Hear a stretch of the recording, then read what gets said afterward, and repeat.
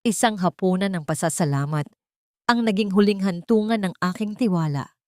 Habang nilalasap ko ang pait ng lason sa aking lalamunan, naririnig ko ang malutong na halakhak ni Doña Aurora sa kabilang silid. Isang hamak na ligaw na damo lang siya, Rafael. Madaling palitan. Wika niya. Pero hindi nila alam. Dinala ko ang ebidensya sa ilalim ng aking puso. Magsasara ang pinto ng mansyong ito, pero hindi ako ang lalabas na bangkay. Hanggang kailan kayo magtatago sa likod ng inyong ginto? Huwag mong pangunahan ang iyong puso, Rafael. Ang babaeng iyan ay isang mantsa lamang sa ating pamilya. Isang hamak na ligaw na damo na madaling bunutin at palitan kapag hindi na kailangan. Ang mahalaga ay ang dugo ng mga Villaluna na nasa loob niya, hindi ang kanyang buhay na wala namang silbi sa ating pangalan.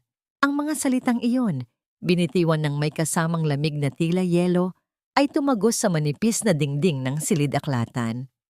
Sa labas ng pinto, nakatayo si Lenny.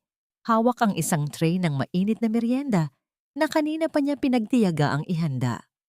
Ang mga daliri niya na namumutla sa higpit ng pagkakahawak sa gilid ng tray ay nagsimulang manginig. Ang bawat salitang lumalabas sa bibig ni Doña Aurora ay tila isang matalim na balisong na humihiwa sa kanyang pagkatao. Ilang sandali pa bago yon, si Lenny ay masayang nagluluto sa kusina. Suot ang kanyang paboritong apron, maingat niyang hiniwa ang mga sangkap para sa espesyal na sarsa na alam niyang paborito ng kanyang asawa at biyenan. Inisip pa niya kung gaano siya kapalad mula sa pagiging isang simpleng ulila na nagsikap makatapos ng pag-aaral sa medisina, ngayon ay kabilang na siya sa pinakamayamang angkan sa kanilang lalawigan. Akala niya, ang pag-ibig ni Rafael ang kanyang naging kaligtasan. Akala niya, ang init ng tahanang ito ang magpupuno sa pangungulila ng kanyang puso.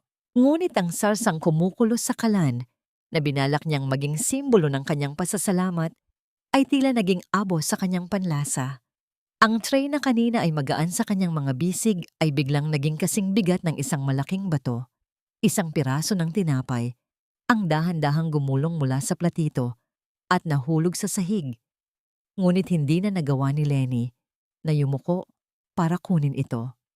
Nanatili siyang nakatitig sa kawalan, ang kanyang pandinig ay nakatuon lamang sa katahimikang sumunod sa loob ng silid.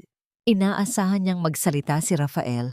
Inaasahan niyang ipagtatanggol siya ng lalaking nangako sa harap ng altar na mamahalin siya hanggang sa huling hininga. Ngunit ang narinig lamang niya ay ang malalim na buntong hininga ng kanyang asawa, isang buntong hiningang puno ng pagsuko at kawalan ng paninindigan. Alam ko, Mama, pero buntis siya. Isipin natin ang bata. Ang tanging nasambit ni Rafael. Ang tinig nito ay walang bakas ng galit, kundi isang malamig na pagtanggap sa malupit na mungkahi ng ina. Doon nagsimulang mabasag ang mundo ni Lenny. Ang kanyang lalamunan ay nanikip, tila may isang malaking bara na pumipigil sa kanyang paghinga. Ang bawat tibok ng kanyang puso ay naging isang masakit na pukpok sa kanyang dibdib. Hindi siya makasigaw, hindi niya magawang ihulog ang tray para gumawa ng ingay. Ang tanging naramdaman niya ay ang malamig na pawis na namumuo sa kanyang noo at ang biglang paninigas ng kanyang mga binti. Sa kanyang sinapupunan, naramdaman niya ang isang mahinang sipa mula sa kanyang sanggol. Ang munting buhay na yon na 7 buwan na niyang inaalagaan ay tila nakikiramay sa panginginig ng kanyang buong katawan. Isang mainit na luha ang dahan-dahang gumulong sa kanyang pisngi, bumagsak sa tray at humalo sa sarsa na kanyang inihanda ng may pagmamahal. Dahan-dahan, sa kabila ng panlalambot ng kanyang mga tuhod, ay tinalikuran ni Lenny ang pinto ng silid-aklatan. Humakbang siya palayo nang hindi gumagawa ng kahit anong ingay, tila isang anino na unti-unting nilalamon ng dilim ng pasilyo. Bawat hakbang ay parang paglalakad sa ibabaw ng mga basag na bubog. Pagdating sa kusina, ibinaba niya ang tray sa lamesa nang may nanginginig na mga kamay. Eksaktong pagbaba niya ng tray, pumasok si Doña Aurora sa kusina. Ang mukha nito ay muling nagsuot ng maskara ng kabutihan. Isang matamis na ngiti ang nakapinta sa mga labi nito. Ang mga mata ay tila naglalabas ng pag-aaruga na sadyang nakakasilaw. Iha, nandyan ka na pala. Kanina pa kita hinahanap. Wika ni Aurora sa tono ng boses na tila isang mapagmahal na ina. Lumapit ito kay Lenny at hinawakan ng kanyang balikat. Ang haplos na yon ay nagpadala ng matinding kilabot sa buong sistema ni Lenny. Parang isang ahas na dahan-dahang pumupulupot sa kanyang leeg. Nagluto po ako ng merienda, Mama. Mahinang sagot ni Lenny. Pilit na itinatago ang panginginig ng kanyang boses. Iniwas niya ang kanyang tingin. Natatakot na makita ng matanda ang katotohanang naglalabyab sa kanyang mga mata. Naku, napakasipag mo talagang bata. Pero alam mo namang masela ng pagbubuntis mo, hindi ba? Halika, inumin mo muna itong gatas na ipinahanda ko sa nurse para lumakas ang iyong katawan at para na rin sa aking apo. Sabi ni Aurora habang kinukuha ang isang basong gatas sa ibabaw ng counter. Tiningnan ni Lenny ang puting likido sa loob ng baso. Sa ilalim ng liwanag ng ilaw sa kusina, napansin niya ang maliliit na kristal na hindi pa tuluyang natutunaw sa ilalim. Ang kanyang alaala sa mga leksyon sa medisina ay biglang naglaro sa kanyang isipan. Ang hitsura ng ilang uri ng kemikal na kapag nahalo sa likido ay tila nagiging asukal, ngunit may dalang kamatayan sa bawat patak. Saktong lumapit ang isang maliit na pusang ligaw sa paanan ni Lenny. Ang pusang madalas niyang pakainin ng mga tira-tirang pagkain. Sa isang hindi sinasadyang pagkakataon, habang iniaabot ni Aurora ang baso, bahagyang tumagilid ito at may kaunting gatas na natapon sa sahig. Mabilis na nilapitan ng pusa ang natapong likido at sinimulang dilaan ito. Ilang segundo lamang ang lumipas. Ang pusa, na kanina ay masigla, ay biglang naging matigas. Ang katawan nito ay nanginig ng marahas bago tuluyang bumagsak sa gilid. Ang mga mata ay nakatitig sa kawalan, wala ng buhay. Nanlaki ang mga mata ni Lenny. Ang kanyang hininga ay naputol. Ang lahat ng kanyang hinala, ang lahat ng kanyang narinig sa silid-aklatan ay nabigyan ng isang nakakatakot na kumpirmasyon sa harap mismo ng kanyang mga mata. Ay, sayang naman ang gatas. Ang tanging nasabi ni Aurora. Ang boses nito ay nanatiling kalmado, walang bakas ng gulat o awa para sa hayop. Tumingin ito ng diretso sa mga mata ni Lenny, isang tingin na puno ng babala at banta. Huwag kang mag-alala, hiha. Magpapagawa na lang ako ng bago. Siguraduhin mong uubusin mo yon. Ha? Pag-alis ni Aurora, naiwan si Lenny na nakatayo sa gitna ng kusina, kasama ang malamig na bangkay ng pusa. Ang katahimikan sa mansyon ay naging kasing bigat ng isang kabaong. Narinig niya ang boses ni Rafael na tumatawag mula sa itaas. Masaya at tila walang kamalay-malay sa panganib na bumabalot sa kanyang asawa. Napahawak si Lenny sa kanyang tiyan. Ang kaba na kanyang nararamdaman ay hindi na lamang para sa kanyang sarili. Ito ay isang digmaan para sa buhay na nasa loob niya. Ang bawat sulok ng mansyong ito, na dati ay itinuturing niyang paraiso, ay naging isang labirinto ng kamatayan na pinamumunuan ng isang reynang may puso ng bato. Bakit ang pag-ibig na inaakala kong magliligtas sa akin noon ay siya ring unti-unting pumapatay sa akin ngayon? Hanggang kailan ko kayang itago ang katotohanan sa loob ng aking nanlalamig na katawan bago ako tuluyang maging isa lamang sa mga anino ng pamilyang ito? Tumayo si Lenny ng tuwid. Pinahid ang huling bakas ng luha sa kanyang pisngi. Ang takot sa kanyang puso ay unti-unting napalitan ng isang matigas na determinasyon. Kung ang mansyong ito ang magiging kulungan niya, sisiguraduhin niyang hindi siya mamamatay ng walang laban. Sa ilalim ng matamis na ngiti ni Doña Aurora, natutunan ni Lenny ang isang mahalagang aral. Sa mundong ito, hindi lahat ng nag-aalaga ay nagmamahal at hindi lahat ng gamot ay nagpapagaling. Para sa ikabubuti mo ito, Lenny. Huwag mo nang pahirapan ang sarili mo. Hindi mo na kailangan ng cellphone na yan. Hindi mo na kailangan ang mundo sa labas. Dito ka lang, magpahinga ka, at hayaan mong kami ang mag-alaga sa'yo.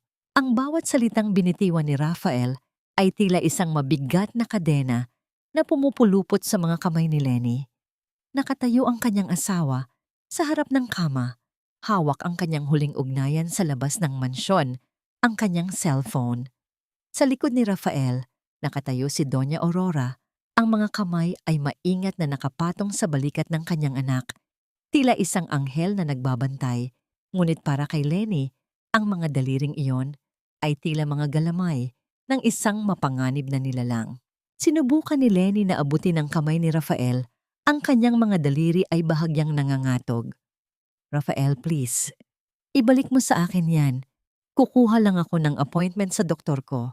Kailangan nating magpa-check up. Kailangan kong malaman kung ayos lang ang baby. Ngunit sa halip na ibalik ang telepono, ay muling humakbang paatras si Rafael. Ang kanyang mga mata, na dati ay puno ng pagsamba kay Lenny, ngayon ay puno na ng pag-aalinlangan at awa. Isang uri ng awa na mas masakit pa kaysa sa galit. Nakapag-usap na kami ni Mama, Lenny. Masyado ka ng stressed. Yung nangyari kanina sa kusina, yung tungkol sa pusa, patunay lang yon na hindi maayos ang takbo ng isip mo. Sabi ni Mama, kailangan mo ng professional help. At para masiguro na hindi ka mapapahamak, dito ka muna sa kwartong ito. Malumanay ngunit matigas na, sabi ni Rafael.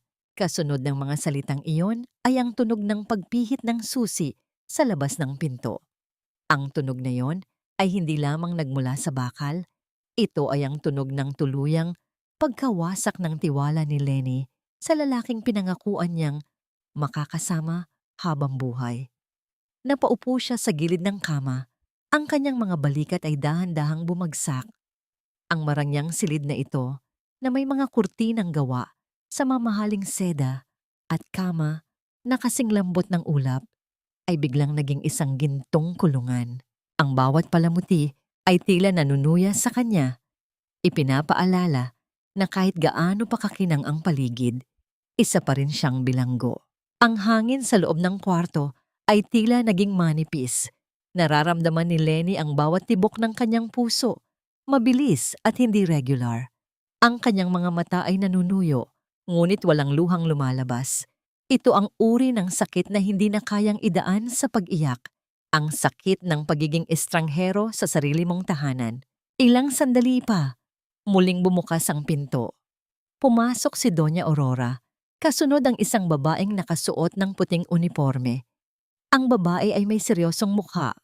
Ang kanyang mga mata ay tila walang emosyon, kasing lamig ng semento. Hiya, ito si Clara. Siya ang magiging private nurse mo. Dito muna siya sa loob ng mansyon para masiguro na naiinom mo ang lahat ng vitamins mo sa tamang oras. Huwag kang matakot. Para ito sa ikabubuti ng bata. Ang sabi ni Aurora. Ang kanyang boses ay tila isang uyayi na puno ng lason. Tumingin si Lenny kay Clara. May kung anong pamilyar sa mga mata ng nurse na ito, isang bagay na nagpadala ng matinding kaba sa kanyang dibdib. Naalala ni Lenny ang mga balita tungkol sa ilang mga kaso ng maling gamutan sa probinsya. Mga kwentong madalas pag-usapan ng kanyang mga kaklase noong siya ay nag-aaral pa ng medisina.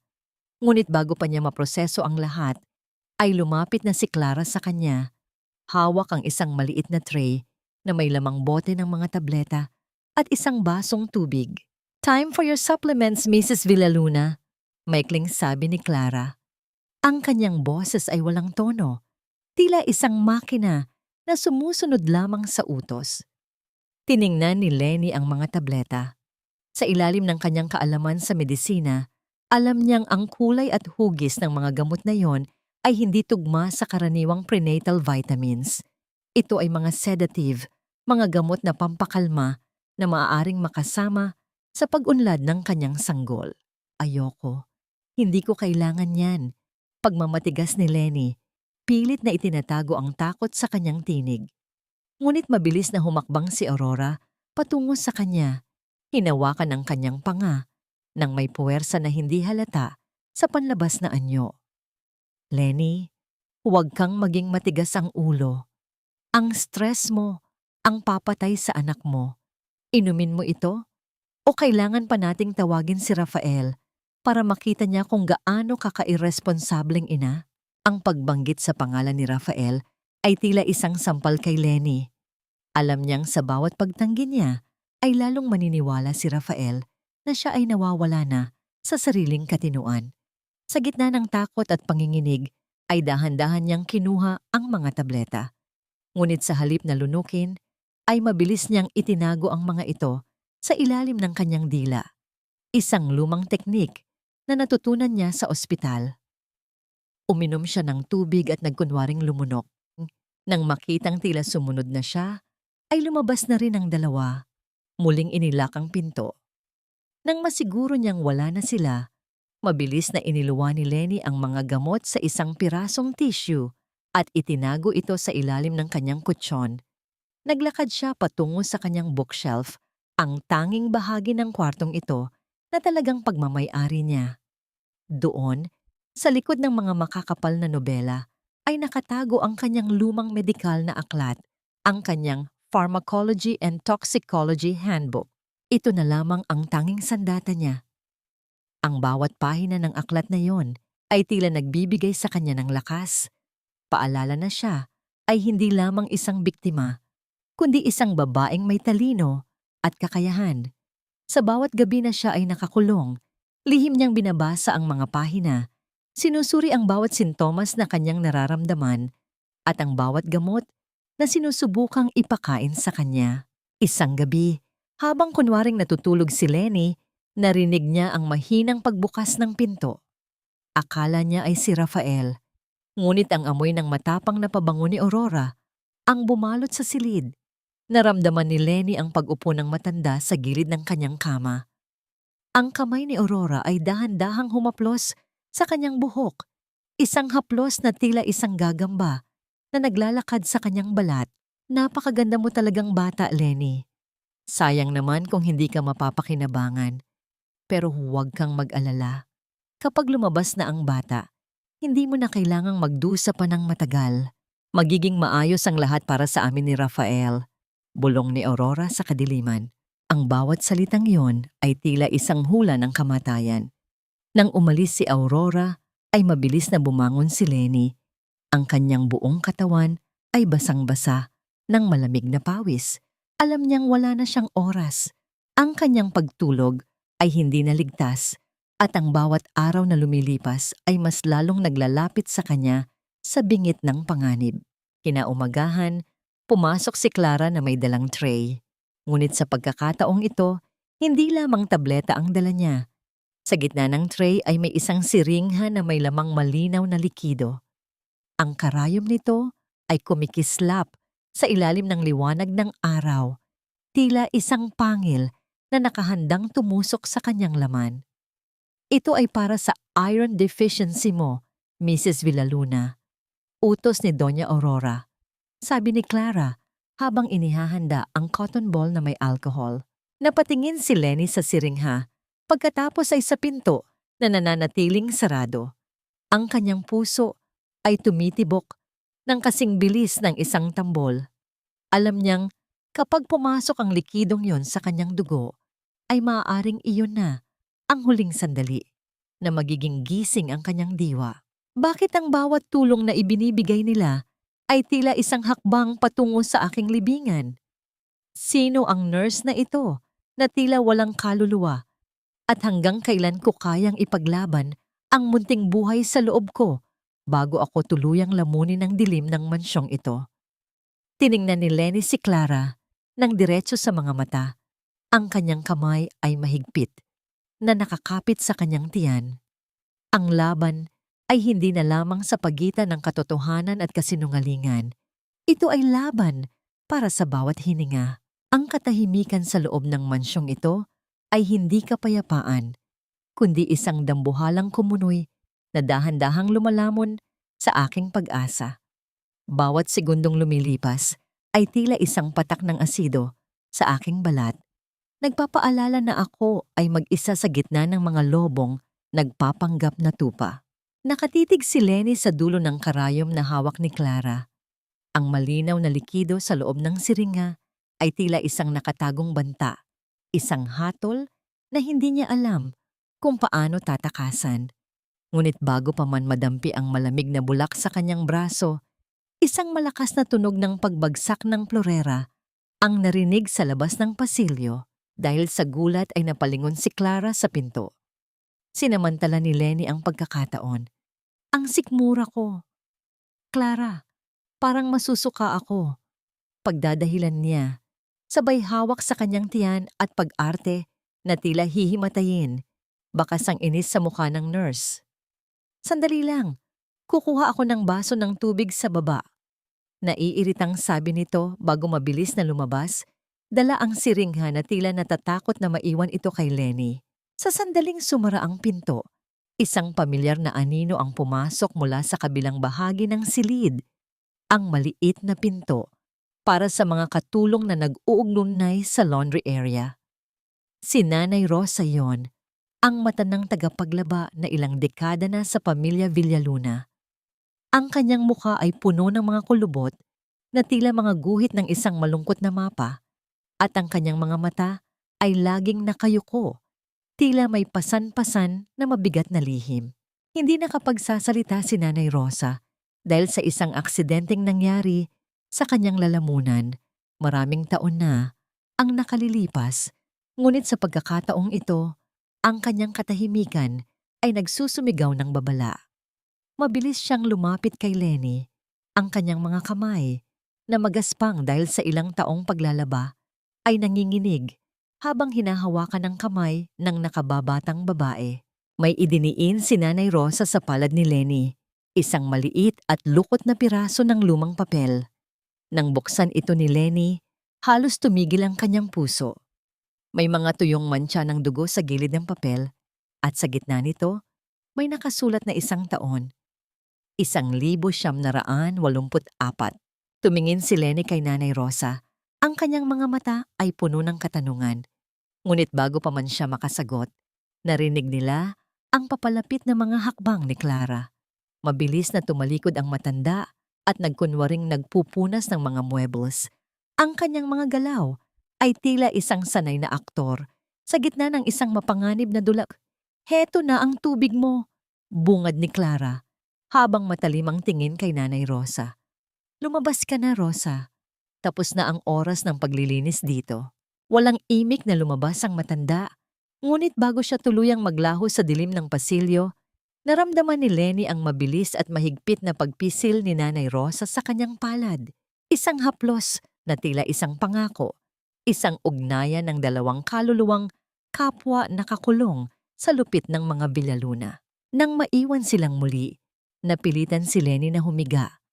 Habang tila nakatitig sa kisame, ang kanyang isipan ay lumipad pabalik sa kanyang kabataan. Naalala niya ang kanyang ina, ang amoy ng ospital, ang maputlang balat nito, at ang unti-unting paghina ng katawan nito na walang maipaliwanag na dahilan ang mga doktor noon. Ang bawat sintomas na nakita niya sa kanyang ina, ang panunuyo ng labi, ang pangingitim ng mga kuko, at ang biglang pagbagsak ng timbang ay tila mga aninong muling nabubuhay sa kanyang sariling katawan ngayon. Katulad ito ng nangyari kay nanay. Bulong ni Lenny sa kanyang sarili, habang ang bawat alaala ay tila isang tinik na bumaon sa kanyang puso.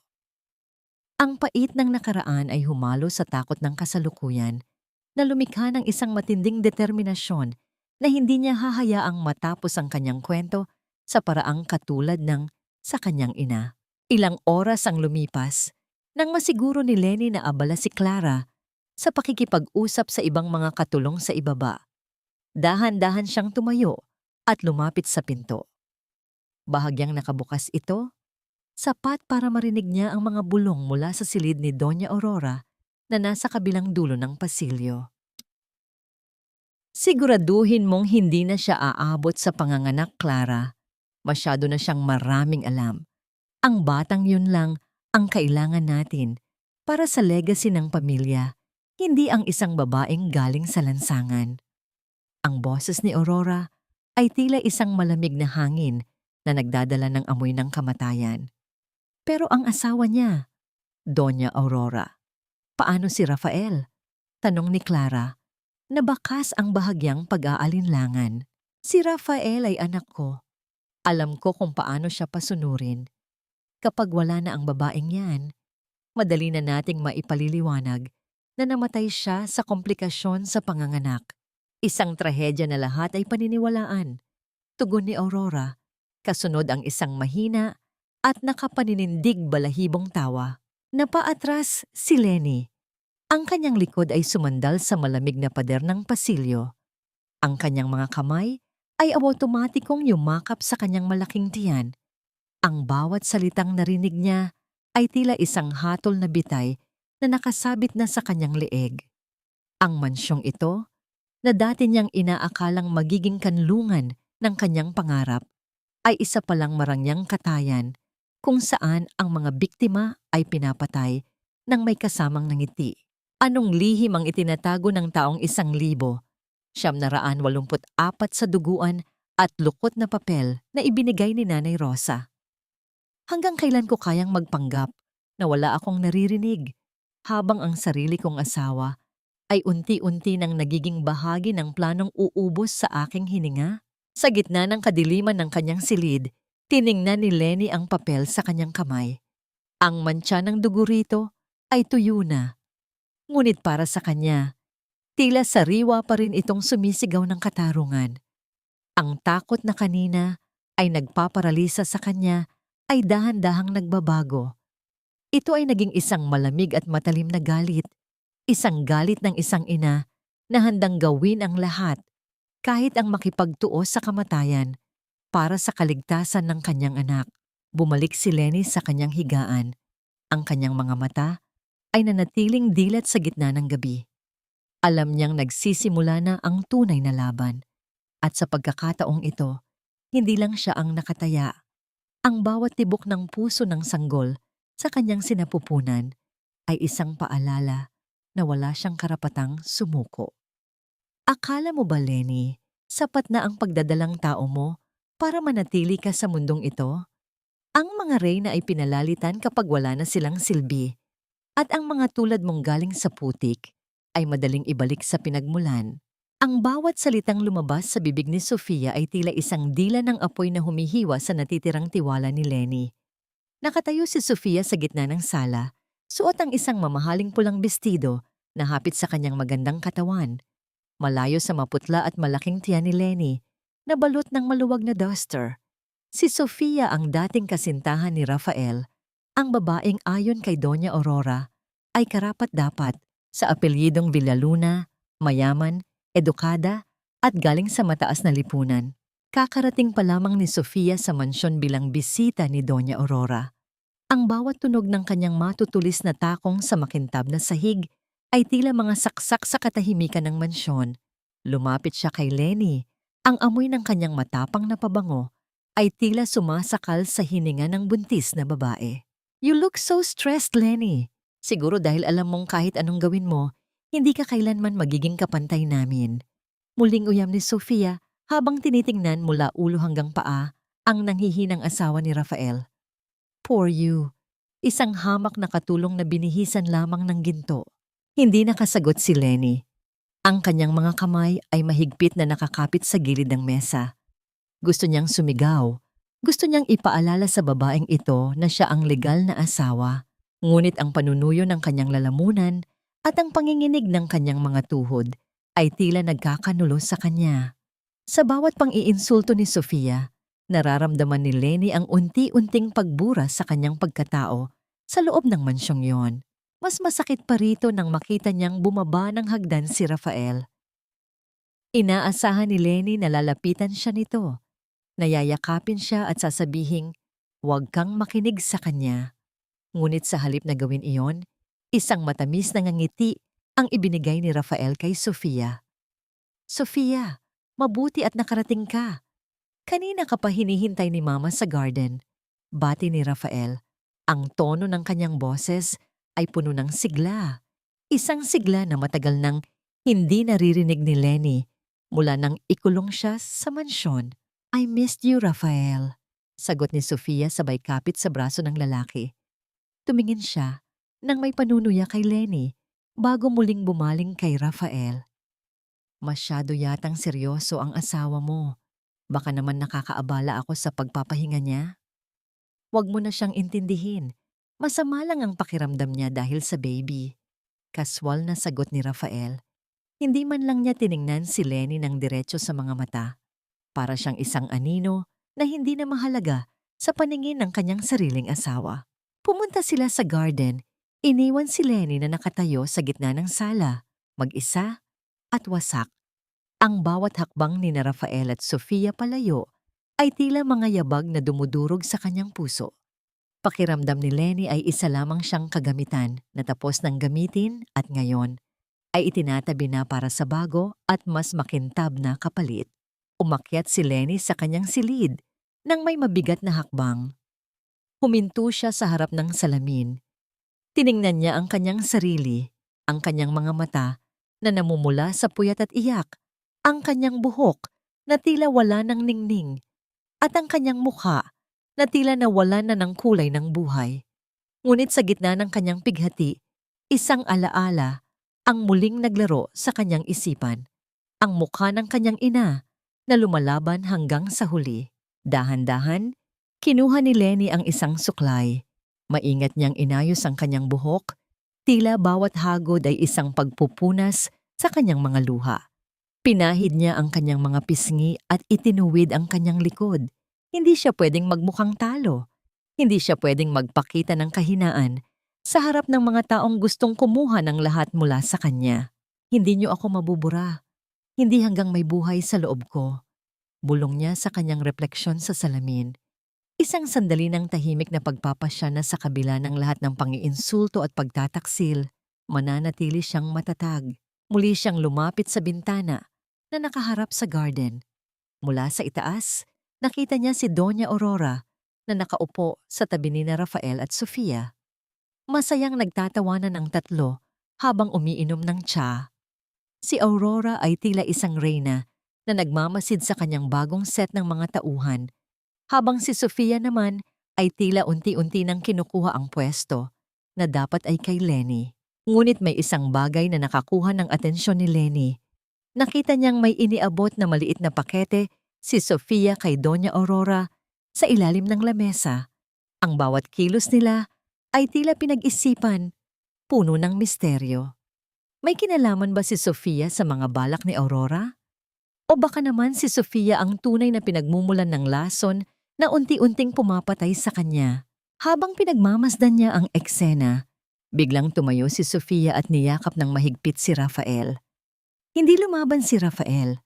Sa halip ay dahan-dahang gumapang ang kanyang mga kamay sa likod ni Sofia para suklian ang yakap na yon. Ang eksenang yon ay tila isang kidlat na tumama sa dibdib ni Lenny. Sa gilid ng hardin, nakita ni Lenny si Doña Aurora. Ang matanda ay nakatitig sa yakap ng dalawa. Ang kanyang mga labi ay dahan-dahang bumubuo ng isang nangiting tagumpay. Isang nangiting nagsasabing ang lahat ay ayon sa kanyang plano. Ang sakit na nararamdaman ni Lenny ay hindi na lamang dahil sa selos. Ito ay ang sakit ng isang taong nakikitang unti-unti nang isinusuko ng kanyang katuwang ang kanilang laban. Hanggang kailan kakayanin ni Lenny na panoorin ang sariling asawa na unti-unting nahuhulog sa bitag ng nakaraan, habang siya ay pilit na pinapatay ng kasalukuyan. Nanatili si Lenny sa bintana. Ang kanyang mga kamay ay mahigpit na nakahawak sa kurtina. Ang dilim ng gabi ay dahan-dahang lumalamon sa mansyon. Ngunit sa loob ng kanyang puso, isang apoy ang nagsisimulang magliyab. Isang apoy na hindi na lamang para sa kaligtasan, kundi para sa isang paghihiganti na dahan-dahang nabubuo sa gitna ng kanyang pagdurusa. Ang katawan ko ay naging sarili kong kaaway, isang saksi sa bawat patak ng lason na dahan-dahang pumapatay sa aming dalawa ng aking anak. Bawat paglunok ay tila isang hakbang patungo sa madilim na bangin. At ang pinakamasakit ay ang katotohanang Ang taong dapat ay nag-aalaga sa akin, ang siyang humahawak ng itak sa aking leeg. Nakatitig si Lenny sa baso ng tubig na inilapag ni Clara sa kanyang bedside table. May kakaibang ningning ang tubig sa ilalim ng liwanag ng buwan na tumatagos sa bintana. Dahan-dahan niyang kinuha ang baso, inilapit sa kanyang ilong, at sinubukang amuyin. Walang amoy. Ngunit nang idampi niya ang dulo ng kanyang dila, naramdaman niya ang isang pamilyar at nakakatakot na tamis. Ethylene glycol, bulong niya sa kanyang isipan habang ang bawat hibla ng kanyang medical na kaalaman ay sumisigaw ng babala. Ang chemical na karaniwang ginagamit bilang antifreeze sa mga sasakyan.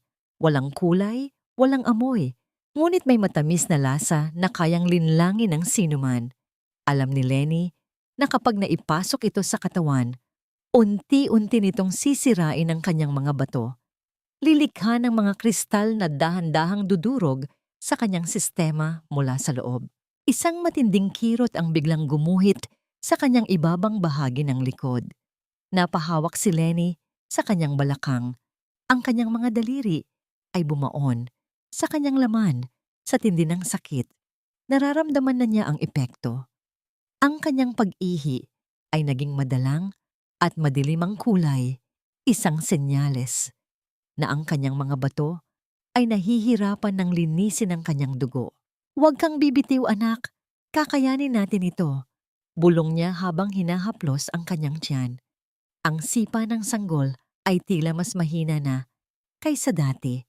Isang bagay na nagdulot ng mas matinding takot sa puso ni Lenny kaysa sa sarili niyang kamatayan. Sa gitna ng gabi, nang masiguro niyang mahimbing na ang tulog ng lahat, dahan-dahang bumangon si Lenny. Bawat galaw niya ay tila isang pagpunit sa kanyang kalamnan. Pumasok siya sa banyo at binuksan ang gripo. Doon, sa ilalim ng malamig at payak na agos ng tubig, uminom siya ng uminom. Alam niyang kailangan niyang hugasan ang kanyang katawan. Kailangang ilabas ng kanyang sistema ang lason sa anumang paraan. Ang isang marangyang asawa ng bilyonaryo, nakaluhod sa sahig ng banyo at umiinom ng tubig mula sa gripo, isang desperadong hakbang para sa kaligtasan. Ang tubig na dumadaloy sa kanyang lalamunan ay tila isang banal na lunas sa gitna ng isang impyerno ng karangyaan. Doon, sa katahimikan ng banyo, ipinangako niya sa kanyang sarili na bawat patak ng tubig na ito ay magiging bala niya laban sa kasamaan ni Doña Aurora. Kinaumagahan, pumasok si Doña Aurora sa kwarto. May dala itong isang maliit na bote ng gamot na ayon sa kanya ay bagong padala ng doktor mula sa Amerika. Ubusin mo ito, Lenny. Sabi ni Rafael, napapansin niyang tila nanghihina ka raw.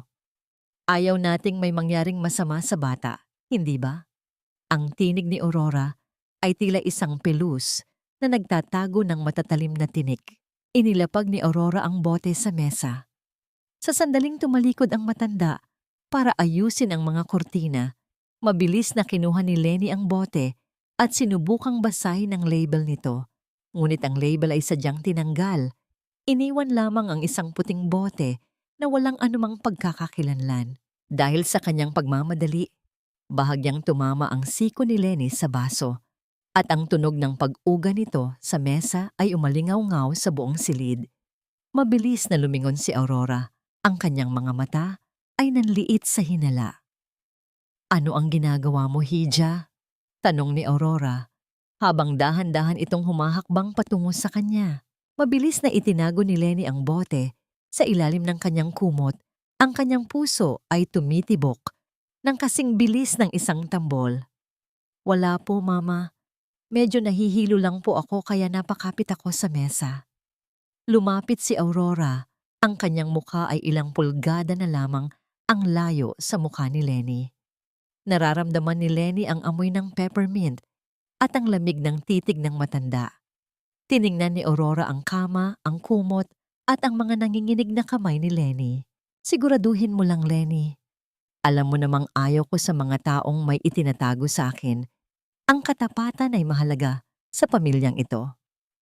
Bulong ni Aurora, ang kanyang boses ay puno ng babala na tila isang kulog sa gitna ng isang maaliwalas na umaga. Dahan-dahang iniangat ni Aurora ang kanyang kamay, tila may balak na hawiin ang kumot kung saan itinago ni Lenny ang bote. Ang hininga ni Lenny ay naputol. Ang bawat segundo ay tila isang taon ng paghihirap. Alam niyang kapag nakita ang bote, wala na siyang takas.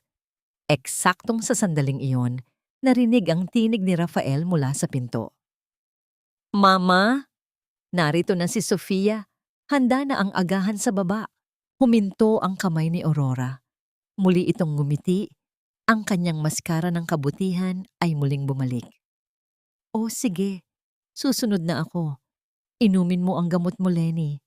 Huwag mong kakalimutan." Pag-alis ni Aurora, halos gumuho ang buong katawan ni Lenny sa panghihina. Inilabas niya ang bote mula sa ilalim ng kumot. Ang kanyang mga kamay ay basang-basa ng pawis. Tiningnan niya ang bote. Pagkatapos ay ang pinto na naiwang bahagyang nakabukas. Saan itinatago ni Aurora ang malaking bulto ng lason na ito? At bakit tila mas naging agresibo ang pagbibigay nila ng gamot mula nang dumating si Sofia sa mansyon? Isang nakakapanghilakbot na ideya ang pumasok sa isip ni Lenny. Kung ang bawat patak ng tubig at bawat tableta ay may lason, ibig sabihin ay hindi na lamang siya binabantayan. Siya ay hinahanda na para sa kanyang huling hantungan. Ang bawat sipa ng kanyang anak ay tila isang paalala na ang oras ay unti-unti nang nauubos. Kinuha ni Lenny ang kanyang lumang medical handbook. Kailangan niyang makahanap ng paraan para patunayan ang lason sa kanyang katawan nang hindi lumalabas ng mansyon. Kailangan niyang maging mas mabilis kaysa sa kamatayang dahan-dahang gumagapang sa kanyang mga ugat. Ang bawat sulok ng mansyong ito ay tila isang magarang nitsyo, pinalamutian ng ginto at mamahaling kahoy para lamang itago ang mga kalansay ng nakaraan. Akala ko ay pumasok ako sa isang palasyo, ngunit isa pala itong libingan kung saan ang mga pangarap ay dahan-dahang binabaon sa ilalim ng katahimikan. Sa tulong ni Nanay Rosa, na lihim na nag-iwan ng bukas na lagusan sa laundry area, dahan-dahang gumapang si Lenny patungo sa atik ng mansyon.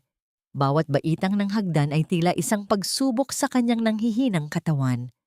Ang bawat mahinang langit-ngit ng kahoy sa ilalim ng kanyang mga paa ay nagpapatibok ng kanyang puso ng kasing lakas ng isang tambol. Pagdating sa itaas, sinalubong siya ng amoy ng alikabok, amag at mga lumang gamit na matagal nang hindi nasisinagan ng araw. Ang atik ay puno ng mga dambuhalang baul at mga muebles na binalot ng puting tela na sa dilim ay tila mga multong nakatayo at nagmamasid. Dahan-dahang binuksan ni Lenny ang isang lumang baul na may tatak ng pamilya Villaluna. Doon, sa ilalim ng mga lumang kurtina, natagpuan niya ang isang album ng mga litrato. Sa bawat paglipat ng pahina, ang kilabot ay unti-unting gumagapang sa kanyang balat. Nakita niya ang mga larawan ng mga nakaraang asawa ng mga lalaki sa angkan ng mga Villaluna. Lahat sila ay may magagandang mukha, ngunit sa kanilang mga mata ay bakas ang isang malalim at hindi maipaliwanag na pighati. May isang litrato na kumuha ng kanyang atensyon. Isang babaeng nakasuot ng puting bestido, nakangiti ng bahagya habang hawak ang kanyang tiyan. Sa likod ng larawan ay may nakasulat, Isabel Villaluna, namatay sa karamdaman, 1984. 1984. Bulong ni Lenny habang ang papel na ibinigay ni Nanay Rosa ay tila naglalabiyab sa kanyang bulsa. Ito ang taon kung kailan nagsimula ang sumpa. Sa gilid ng baul, nakakita si Lenny ng isang lumang bestido na nakasabit sa isang hanger. Ito ay gawa sa mamahaling lace, ngunit ngayon ay puno na ng alikabok at butas-butas na. Dahan-dahan niyang hinawakan ang tela, naramdaman ang gaspang ng panahong lumipas. Ang pagdama sa isang bagay na dati ay puno ng buhay at pangarap, ngunit ngayon ay simbolo na lamang ng isang trahedyang kinalimutan. Sa bawat hibla ng lace, tila nararamdaman ni Lenny ang mga luha ni Isabel Ang mga pangarap nito na hindi natupad at ang takot nito sa gitna ng kadiliman. Sa ilalim ng mga damit, nakatago ang isang maliit at lumang diary. Ang mga pahina nito ay nanilaw na at ang tinta ay malabo na sa ilang bahagi. Binuksan ito ni Lenny at binasa ang huling hiling ng nakasulat. Hindi ako may sakit. Alam ko na ang bawat pagkaing ibinibigay ni Aurora ay may dalang pait. Rafael, bakit hindi mo ako pinaniniwalaan? Ang aking mga bato ay tila dinudurog ng asido. Kung mababasa mo ito, iligtas mo ang ating anak. Nabitawan ni Lenny ang diary. Ang kanyang hininga ay naging mabilis at mababaw. Ang bawat sintomas na isinulat ni Isabel ay eksaktong nararamdaman niya ngayon. Hindi ito isang aksidente. Ito ay isang sistema. Ang Doña Aurora na nakikita ng lahat bilang isang banal na byuda ay isang mamamatay taong paulit-ulit na ginagawa ang parehong krimen sa loob ng maraming dekada. Ngunit ang pinakamalaking gulat ni Lenny ay nang makita niya ang isang maliit na litrato na nakasingit sa huling pahina ng diary. Ito ay larawan ni Isabel nang siya ay bata pa. Ang mukha nito, ang hugis ng kanyang mga mata at ang kurbada ng kanyang mga labi ay katulad ni Lenny. Bakit? Bakit kamukha ko siya? Bulong ni Lenny habang ang takot ay tila naging isang malamig na kamay na humahawak sa kanyang puso. Pinili ba siya ni Aurora dahil sa pagkakahawig na ito? Isa ba siyang kapalit sa isang nakaraang hindi matanggap ng matanda? Sa gitna ng kanyang pagmuni-muni, biglang narinig ni Lenny ang tunog ng isang mabigat na hakbang sa labas ng atik. Ang tunog ng sapatos na humahampas sa sahig na kahoy ay dahan-dahang papalapit. Tak, tak, tak. Hindi ito ang mabilis na hakbang ni Clara o ang marahang lakad ni Nanay Rosa. Ito ay ang matigas at autoritanyong hakbang ni Doña Aurora. Mabilis na ibinalik ni Lenny ang diary at ang mga litrato sa loob ng baul. Ngunit sa kanyang pagmamadali, nasagi niya ang isang lumang lampara na gawa sa bakal. Ang tunog ng pagtama nito sa sahig ay umalingaw-ngaw sa buong atik, tila isang sigaw sa gitna ng katahimikan. Huminto ang mga hakbang sa labas ng pinto. Ang katahimikan ay naging kasing talas ng isang patalim. Narinig ni Lenny ang pagpihit ng susi sa laba. Nakandado ang pinto ng atik mula sa labas. Lenny, alam kong nandidiyan ka, Hija. Hindi ba't sinabi ko sa iyong magpahinga ka na sa iyong kwarto? Ang boses ni Aurora ay nanggagaling sa likod ng pinto. Tila isang malambot na bulong na may dalang kamatayan. Ang mga taong masyadong matanong ay madalas na nakakakita ng mga bagay na hindi nila dapat makita. Napahilig si Lenny sa pinto. Ang kanyang puso ay tila gustong kumawala sa kanyang dibdib.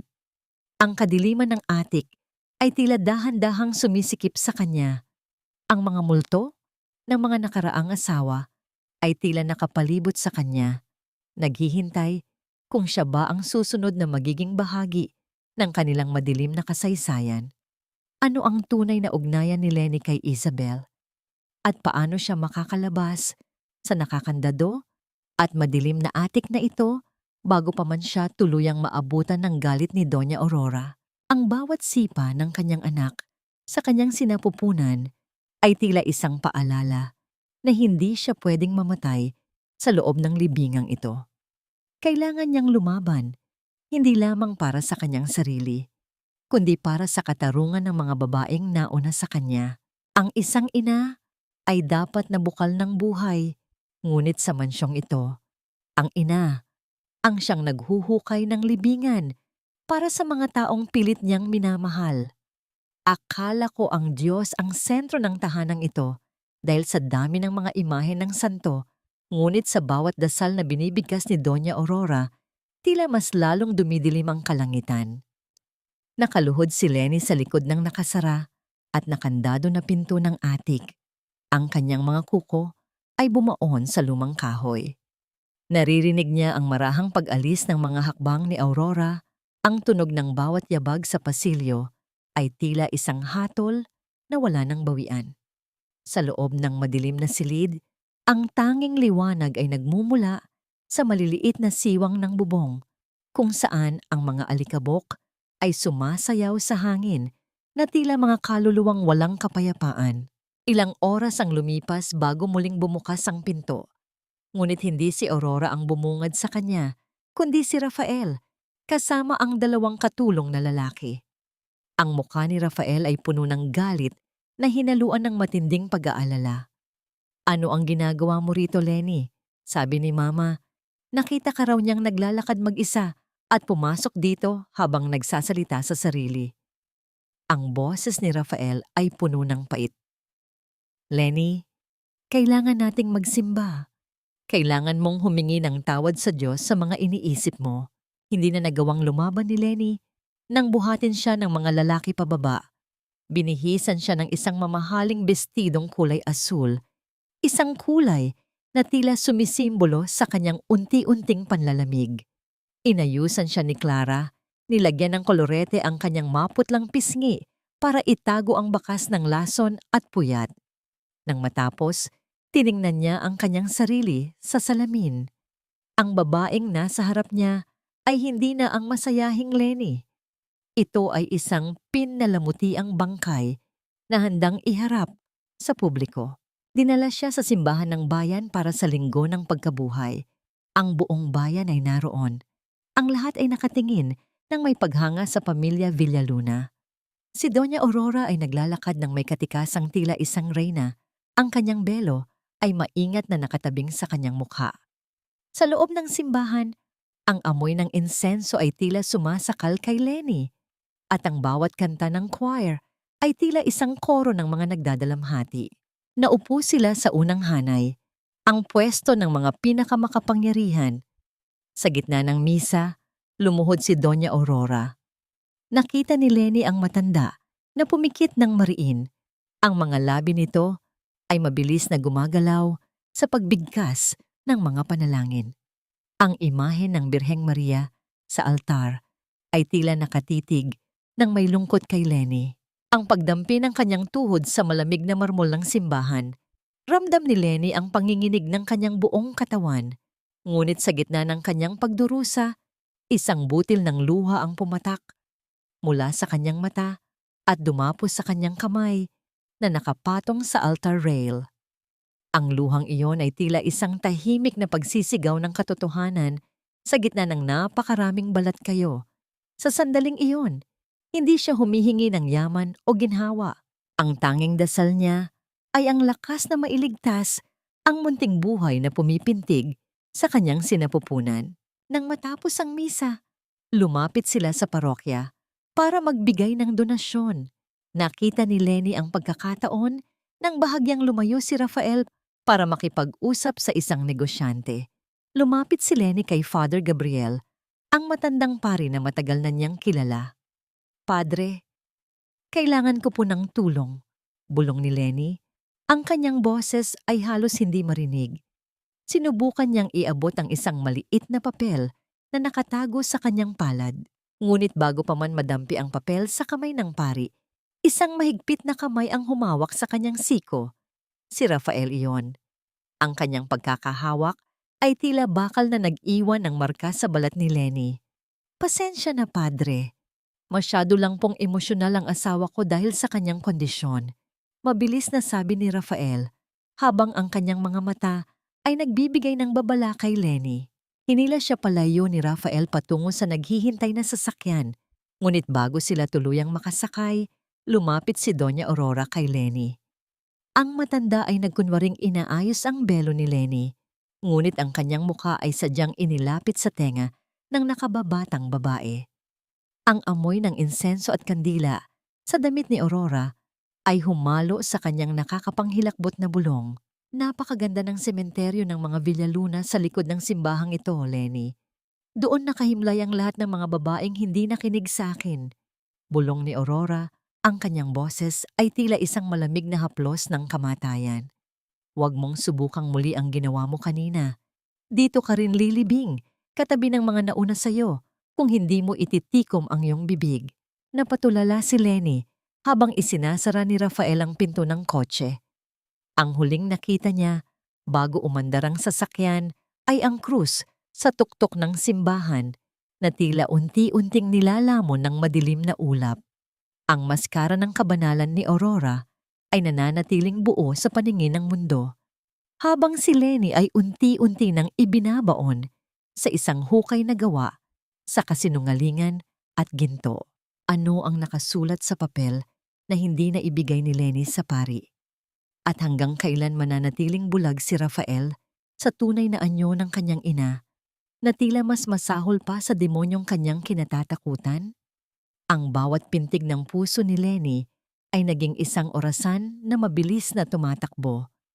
Ang bansa ng mga patay ay tila tumatawag sa kanya, at sa bawat paglingon niya sa likuran, ang anino ng sementeryo ay tila dahan-dahang humahaba, handang lamunin ang lahat ng kanyang pag-asa. Ano ba ang nangyayari sa iyo, Lenny? Hindi na kita kilala. Bakit kailangang umabot sa ganito? Bakit kailangang saktan mo ang sarili mo at ang anak natin para lang makuha ang atensyon ko? Ang tinig ni Rafael ay bumasag sa katahimikan ng silid, isang tinig na hindi puno ng pag-ibig kundi ng matinding pagkadismaya. Nakatayo siya sa gitna ng kwarto, hawak ang ilang maliliit na bote ng gamot na nahanap ni Aurora sa ilalim ng kutsyon ni Lenny. Ang mga tabletang pilit na iniluluwa ni Lenny para iligtas ang kanyang sarili. Ngunit sa paningin ni Rafael, ang mga ito ay ebidensya ng isang asawang baliw na sinusubukang lasunin ang sariling bunga. Nakatitig si Lenny sa kanyang asawa. Ang kanyang mga mata ay nanlalabo dahil sa panghihina. Rafael, pakinggan mo ako. Hindi yan ang iniisip mo. Itinago ko yan dahil nilalason tayo ni Mama. Iyan ang mga gamot na pilit nilang ipinapakain sa akin. Isang malakas na buntong hininga ang pinakawalan ni Rafael, kasunod ang isang mapait na tawa. Nilalason? Lenny, ang mga gamot na yan ay ibinigay ni Mama para sa iron deficiency mo.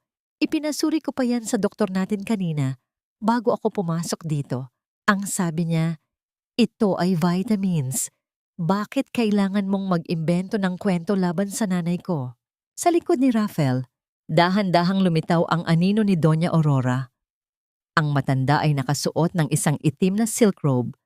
Ang kanyang mukha ay puno ng pighati na sadyang inarte para sa kanyang anak. Hayaan mo na siya, Rafael. Ganyan talaga ang mga taong may problema sa isip. Gagawin nila ang lahat para maging biktima sa paningin ng iba.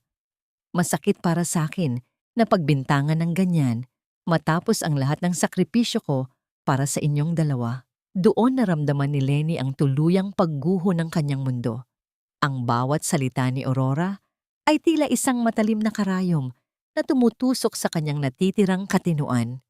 Tumingin si Lenny kay Rafael, nagmamakaawa na makita ang kahit katiting na bahagi ng lalaking pinakasalan niya. Ngunit ang nakita lamang niya ay ang isang anino ng isang anak na lunod sa utang na loob at manipulasyon ng kanyang ina. Baliw! Iyan ba talaga ang tingin mo sa akin, Rafael? Mahinang tanong ni Lenny. Ang kanyang boses ay halos isang bulong na lamang. Pagkatapos ng lahat ng pinagsamahan natin, mas paniniwalaan mo ang mga kasinungalingan niya kaysa sa nararamdaman ng asawa mo? Ang ebidensya ang pinaniniwalaan ko, Lenny. Mabilis na sagot ni Rafael. Pinasok mo ang atik ng walang pahintulot. Nagtatago ka ng gamot. Nagsasalita ka mag-isa sa simbahan. Ano pa ba ang dapat kong isipin? Masyado na akong pagod sa mga drama mo. Lumapit si Aurora kay Rafael at hinawakan ang braso nito. Huwag mo nang dagdagan ang galit mo, anak. Ang kailangan ni Lenny ay tulong. Isang lugar kung saan mababantayan siya ng maayos, malayo sa mga bagay na nakakapag-trigger sa kanyang kondisyon. Hindi na lumaban si Lenny. Naupo siya sa gilid ng kama, ang kanyang mga kamay ay dahan-dahang bumagsak sa kanyang kandungan. Ang bawat pintig ng kanyang puso ay naging isang masakit na paalala ng kanyang pagkatalo. Ang pagdama sa kanyang kaliwang daliri kung saan nakasuot ang kanyang wedding ring. Ang gintong singsing na yon na dati ay simbolo ng kanyang kaligayahan, ay naging kasing bigat na ng isang kadenang bakal. Dahan-dahan, sa ilalim ng kumot, ay hinubad ni Lenny ang kanyang singsing. Nararamdaman niya ang gaspang ng metal sa kanyang balat. Isang huling ugnayan sa isang relasyong matagal nang namatay bago pa man siya lasunin. Itinago niya ang singsing sa loob ng kanyang medyas, isang tahimik na pagrerebelde laban sa pagtataksil ni Rafael. Sa sandaling iyon, tinapos na ni Lenny ang kanyang pagiging asawa sa kanyang puso. Siya ay isa na lamang inang lumalaban para sa kanyang anak. Tumingin si Rafael kay Lenny sa huling pagkakataon bago tumalikod. Magpahinga ka na. Bukas, may pupuntahan tayong lugar na makakatulong sa'yo. Nang makalabas na ang dalawa, narinig ni Lenny ang tunog ng susi na muling pumipihit sa labas. Ngunit bago pa man siya makahinga ng maluwag, narinig niya ang boses ni Aurora mula sa kabilang panig ng pinto. Rafael, ayos na ang lahat. Nakipag-usap na ako sa St. Jude Psychiatric Facility. Susunduin siya ng kanilang mga tauhan bukas ng umaga. Doon, sisiguraduhin nilang hindi na siya makakapanakit pa ng iba o ng sarili niya. Ang mga salitang iyon ay tila isang malamig na tubig na ibinuhos sa buong katawan ni Lenny. Psychiatric Facility? Alam ni Lenny kung ano ang ibig sabihin yon. Kapag ipinasok siya doon, tuluyan na siyang mawawala sa paningin ng mundo. Doon, magagawa ni Aurora ang lahat ng gusto nito nang walang nakakakita. Maari nilang kunin ang kanyang anak at itapon siya sa isang sulok na parang isang basurang wala ng silbi. Napahawak si Lenny sa kanyang tiyan. Ang kanyang mga daliri ay bumaon sa tela ng kanyang duster. Ang bawat sipa ng kanyang anak ay tila isang sigaw ng saklolo. Ang katahimikan ng gabi ay naging kasing talas ng isang patalim na nakatutok sa kanyang leeg. Bakit ang taong pinangakuan kong mamahalin habang buhay ang siyang magsasara ng pinto ng aking huling takas? Hanggang kailan ko kayang panatilihing gising ang aking diwa bago ako tuluyang lamunin ng dilim na inihanda nila para sa akin? Sa gitna ng kadiliman, tiningnan ni Lenny ang bintana. Ang buwan ay nakatago sa likod ng makapal na ulap. Tila ayaw saksihan ang trahedyang magaganap sa pagsapit ng umaga. Wala nang Rafael na magliligtas sa kanya. Wala nang pamilyang matatakbuhan. Ang tanging kasama niya ay ang kanyang talino, ang kanyang galit, at ang munting buhay na nagbibigay sa kanya ng dahilan para hindi sumuko. Humiga si Lenny ng tuwid, pinatigas ang kanyang kalooban. Kung bukas, ang takdang araw ng kanyang pagkawala, sisiguraduhin niyang ngayong gabi ang simula ng kanyang pagbangon. Ang pagtanggap sa aking kapalaran ay hindi kahinaan, kundi ang pagpapakita ng aking kakayahan na sumama sa agos para lang makahanap ng daan patungo sa kaligtasan. Kung ang kanilang plano ay itago ako sa dilim, gagawin kong liwanag ang sarili kong laban. Sa loob ng kanyang kwarto, habang nagkukunwaring mahimbing na natutulog, nanatiling gising ang diwa ni Lenny. Naririnig niya ang mahinang paghinga ni Clara mula sa isang daybed sa gilid ng kwarto. Isang senyales na ang nurse na ito ay hindi lamang isang tagapaglaba, kundi isang bantay na nakaatas para siguraduhing hindi siya makakatakas. Ang bawat tunog ng bawat pagpihit ng karayom sa siringha na narinig niya kanina, ang mga salitang binitiwan ni Aurora tungkol sa pagpapabuti sa kanya, ay nagpaalala sa kanya na ang pagtutol ay isang uri ng pagpapakamatay.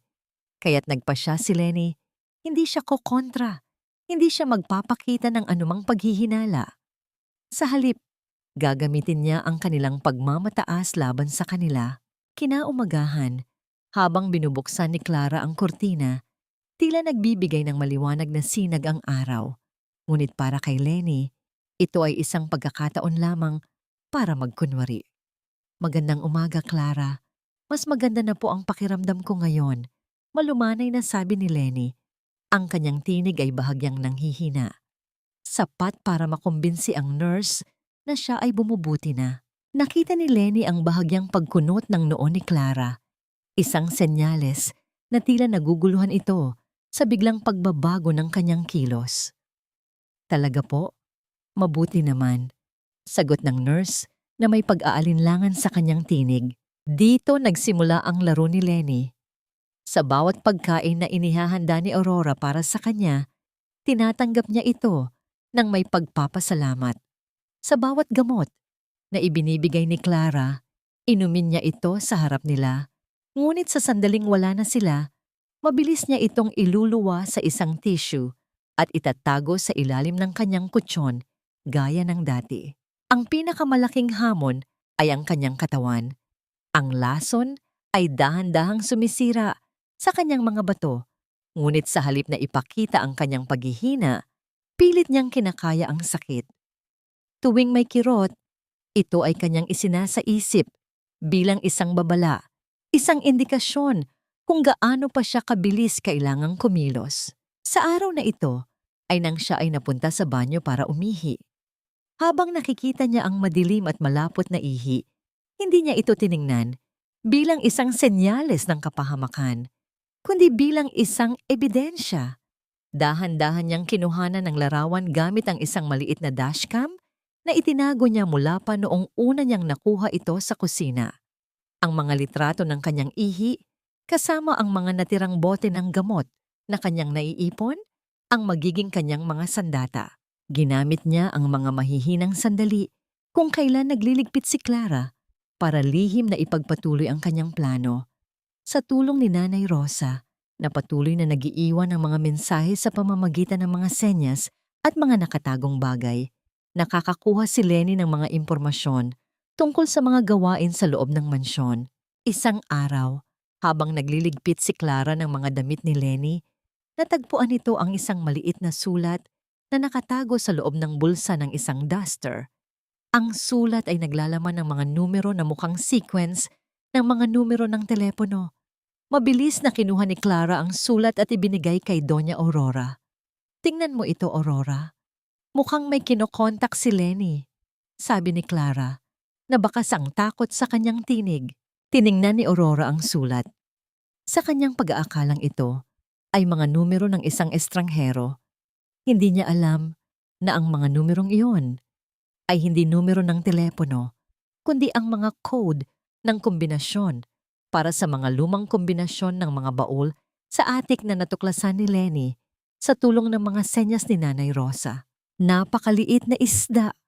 Akala mo makakaligtas ka sa amin?" Pabulong na sabi ni Aurora habang nakatingin sa pinto ng kwarto ni Lenny. "Mahusay kang magkunwari, pero hindi mo maitatago ang katotohanan sa amin." Sa kabila ng panganib, hindi sumuko si Lenny. Alam niyang ang bawat maliit na hakbang na kanyang ginagawa ay mas nagpapalapit sa kanya sa kanyang paglaya. Ang kanyang isipan ay mas naging matalas. Ang kanyang mga mata ay mas naging mapagmasid. Hindi na siya ang takot na babaeng akala nila ay nasira na ang katinoan.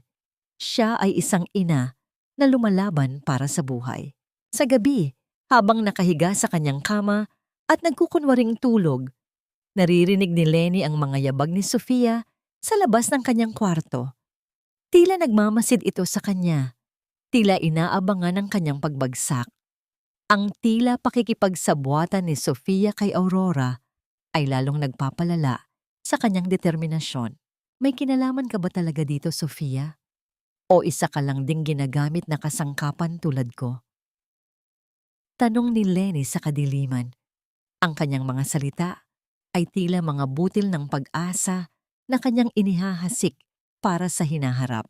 Ang dilim sa kanyang kwarto ay tila mas lalong lumalalim, ngunit sa gitna ng lahat ng ito, isang maliit na ilaw ang nagsisimulang sumindi sa loob niya.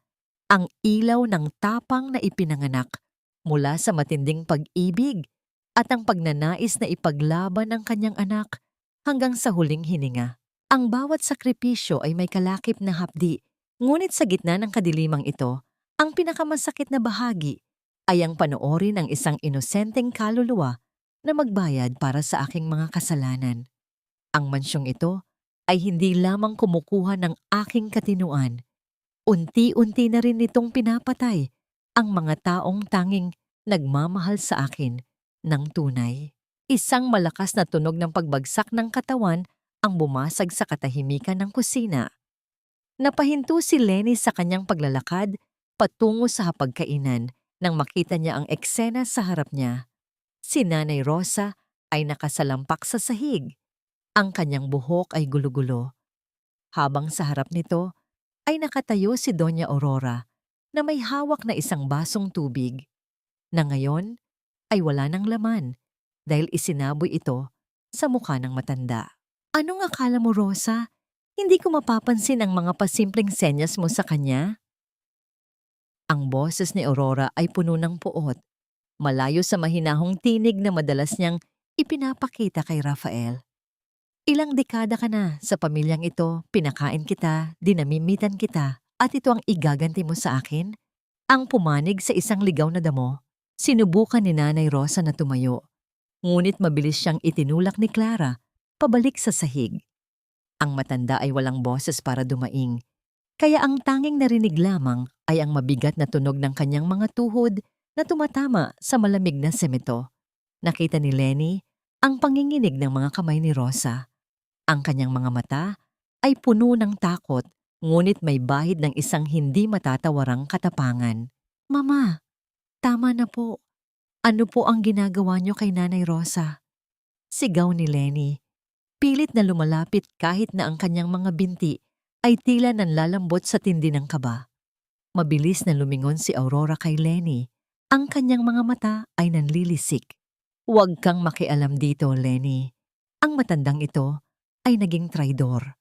Akala niya ay malulusutan niya ako sa pagtatago ng mga gamit na dapat ay matagal na nating itinapon. Kinaladkad ng dalawang katulong na lalaki, si Nanay Rosa, patungo sa likod ng mansyon kung saan naroon ang mga bodega. Habang hinihila siya, nakita ni Lenny ang hirap sa mukha ng matanda.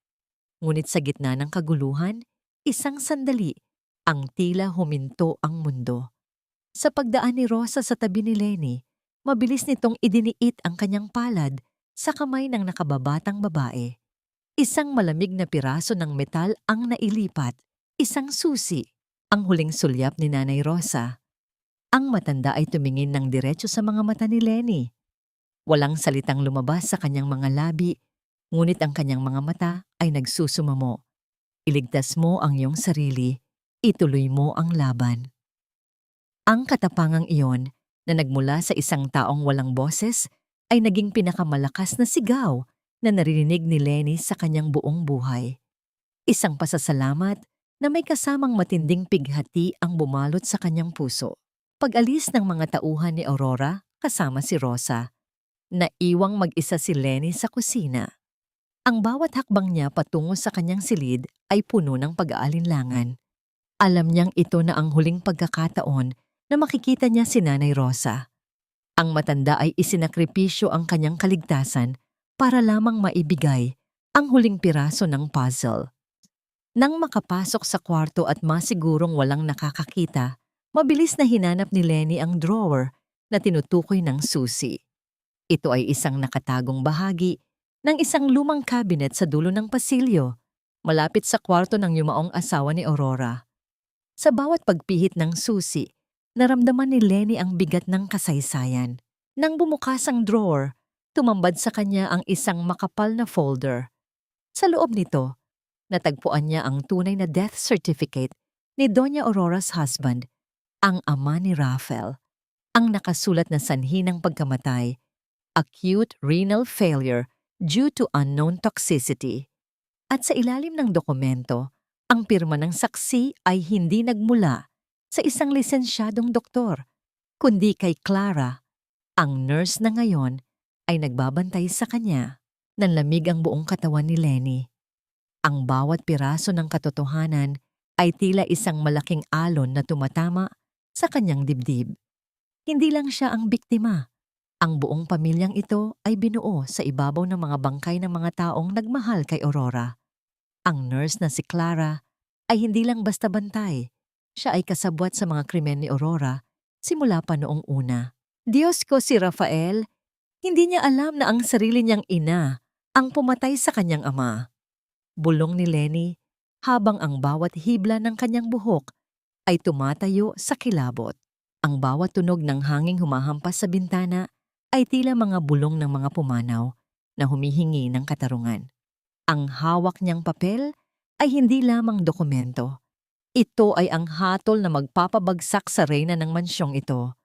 Ngunit kasabay nito, ang takot ay muling bumangon. Kung nalaman ni Aurora na nasa kanya na ang dokumentong ito, sisiguraduhin ng matanda na hindi na siya sisikatan pa ng araw. Nasaan na si Nanay Rosa? Ano ang gagawin nila sa kanya sa madilim na bodegang iyon? At paano maipapakita ni Lenny ang katotohanan ito kay Rafael nang hindi siya napapahamak? Ang gabi ay tila mas lalong dumilim at ang bawat segundong lumilipas ay tila isang babala na ang oras ay paubos na. Yakap-yakap ang dokumento sa kanyang dibdib. Nanalangin si Lenny na sana ay bigyan pa siya ng pagkakataong mailabas ang katotohanan ito bago siya tuluyang lamunin ng lupit ng pamilya Villaluna. Kaibigan, akala mo ba ay mananalo ka sa akin, Lenny? Kahit sa huling hininga mo, akin pa rin ang batang yan. Ang mga tulad mong ligaw na damo ay hanggang sa hukay lamang ang hantungan habang ang mga Villaluna ay mananatiling nakatayo sa itaas ng iyong libingan. Ang boses ni Aurora ay tila isang malamig na hangin galing sa isang punerarya. Bumubulong sa tenga ni Lenny habang ang huli ay nakahiga sa kama, tila walang malay at maputla. Ang mga mata ni Lenny ay nakapikit. Ang kanyang paghinga ay mababaw at mahina. Sapat para maniwala ang sinuman na tuluyan na siyang nalumpo ng lason at mga gamot na pilit na isinaksak sa kanyang sistema. Ngunit sa ilalim ng kumot, ang mga daliri ni Lenny ay mahigpit na nakakapit sa isang maliit na recording device na matagal na niyang itinago sa loob ng kanyang punda. Bawat salita ni Aurora, bawat pag-amin ng krimen, ay tila mga selyong tumatatak sa digital na alaala ng aparato. Isang matinding irony ang bumabalot sa silid habang iniisip ni Aurora na ito na ang huling sandali ng kanyang tagumpay. Hindi niya alam na ito na pala ang simula ng kanyang pagbagsak. Clara, siguraduhin mong malinis ang lahat pagkatapos nito. Utos ni Aurora habang naglalakad sa paligid ng kama. Ang tunog ng kanyang tsinelas sa sahig ay tila isang mabagal na martsa ng kamatayan. Gaya ng ginawa natin sa ama ni Rafael, isang aksidente, isang sakit na walang lunas, walang magdududa. Ang mga tao ay mas pipiliing maniwala sa isang malinis na kasinungalingan kaysa sa isang maduming katotohanan. Naramdaman ni Lenny ang matinding pagnanais na bumangon at sakali ng matanda. Ngunit pilit niyang pinatigas ang kanyang kalooban. Ang kanyang puso ay tumitibok ng kasing bilis ng isang tambol, ngunit pinilit niyang kontrolin ang kanyang bawat hininga. Ang pag-ayon ng kanyang paghinga sa mahinang sipa ng kanyang sanggol sa loob ng kanyang sinapupunan. Ang munting buhay na yon ay tila nakikipag-ugnayan sa kanya, nagbibigay ng lakas na manatiling tahimik sa gitna ng uno. Ang bawat sipa ay tila nagsasabing, "Huwag kang bibitiw, nanay. Narito pa ako." Sayang ka, Lenny. Pagpapatuloy ni Aurora habang hinahaplos ang buhok ni Lenny nang may mapanuyang awa. Kamukha mo si Isabel, pero gaya niya, masyado kang matanong, masyado kang mapangahas. Ang mga Villaluna ay hindi tumatanggap ng mga taong sumisira sa aming legacy. Pinatay ko ang asawa ko dahil nais niyang ibigay ang yaman sa mga taong hindi namin kauri. Pinatay ko si Isabel dahil nalaman niya ang sikretong yon. At ngayon, ikaw naman. Ang pag-amin ni Aurora ay tila isang malakas na kulog sa pandinig ni Lenny. Ang bawat pangalan, ang bawat motibo ay malinaw na naitala. Ang kilabot na nararamdaman ni Lenny ay humalo sa isang matalim na galit. Ang mansyong ito ay hindi lamang palasyo. Isa itong altar ng sakripisyo kung saan ang dugo ng mga inosente ay ibinubuhos para sa kapangyarihan ng isang baliw na reyna. Dahan-dahang inilapit ni Aurora ang kanyang mukha sa mukha ni Lenny. Nararamdaman ni Lenny ang mainit at mabahong hininga ng matanda, amoy ng kape at pait ng kasamaan. Biglang naramdaman ni Lenny ang malalamig na daliri ni Aurora na dahan-dahang pumupulupot sa kanyang leeg. Ang haplos ay naging isang mahigpit na pagkakahawak. "Bakit parang hindi ka pa rin lumalamig, Lenny?" Bulong ni Aurora. Ang kanyang boses ay biglang naging mapaghihinala. "Bakit tila nararamdaman ko ang bilis ng iyong pulso?" Ang katahimikan sa silid ay naging kasing talas ng isang labaha.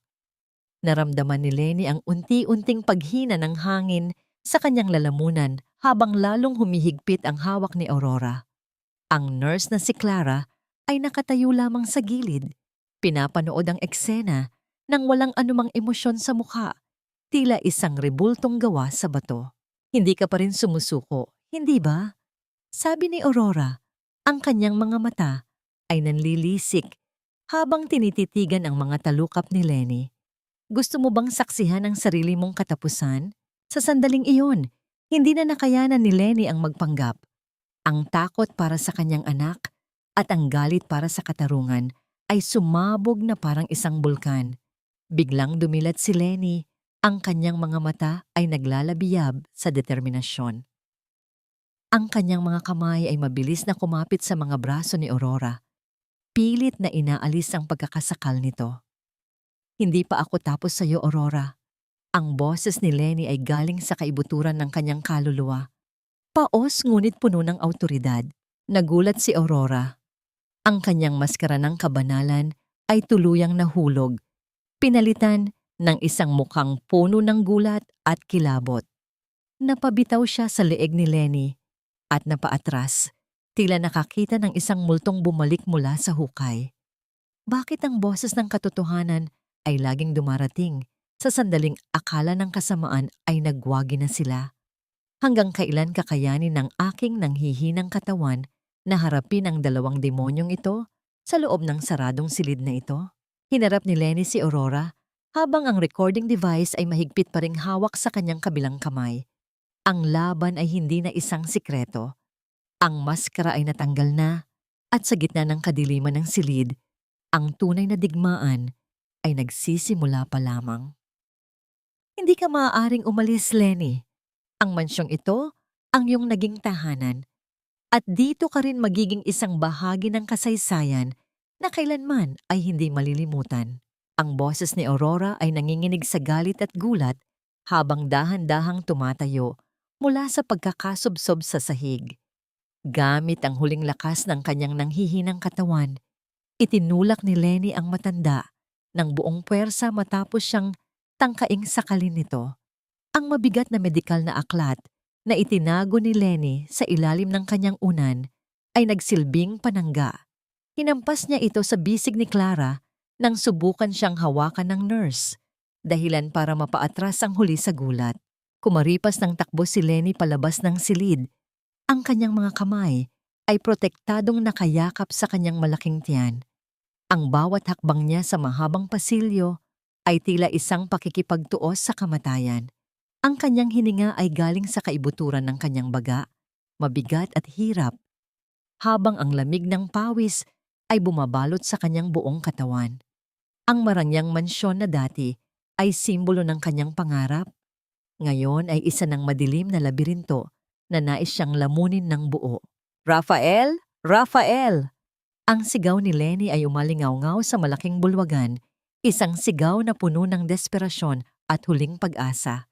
Eksaktong lumabas si Rafael mula sa kanyang silid-aklatan sa ibaba.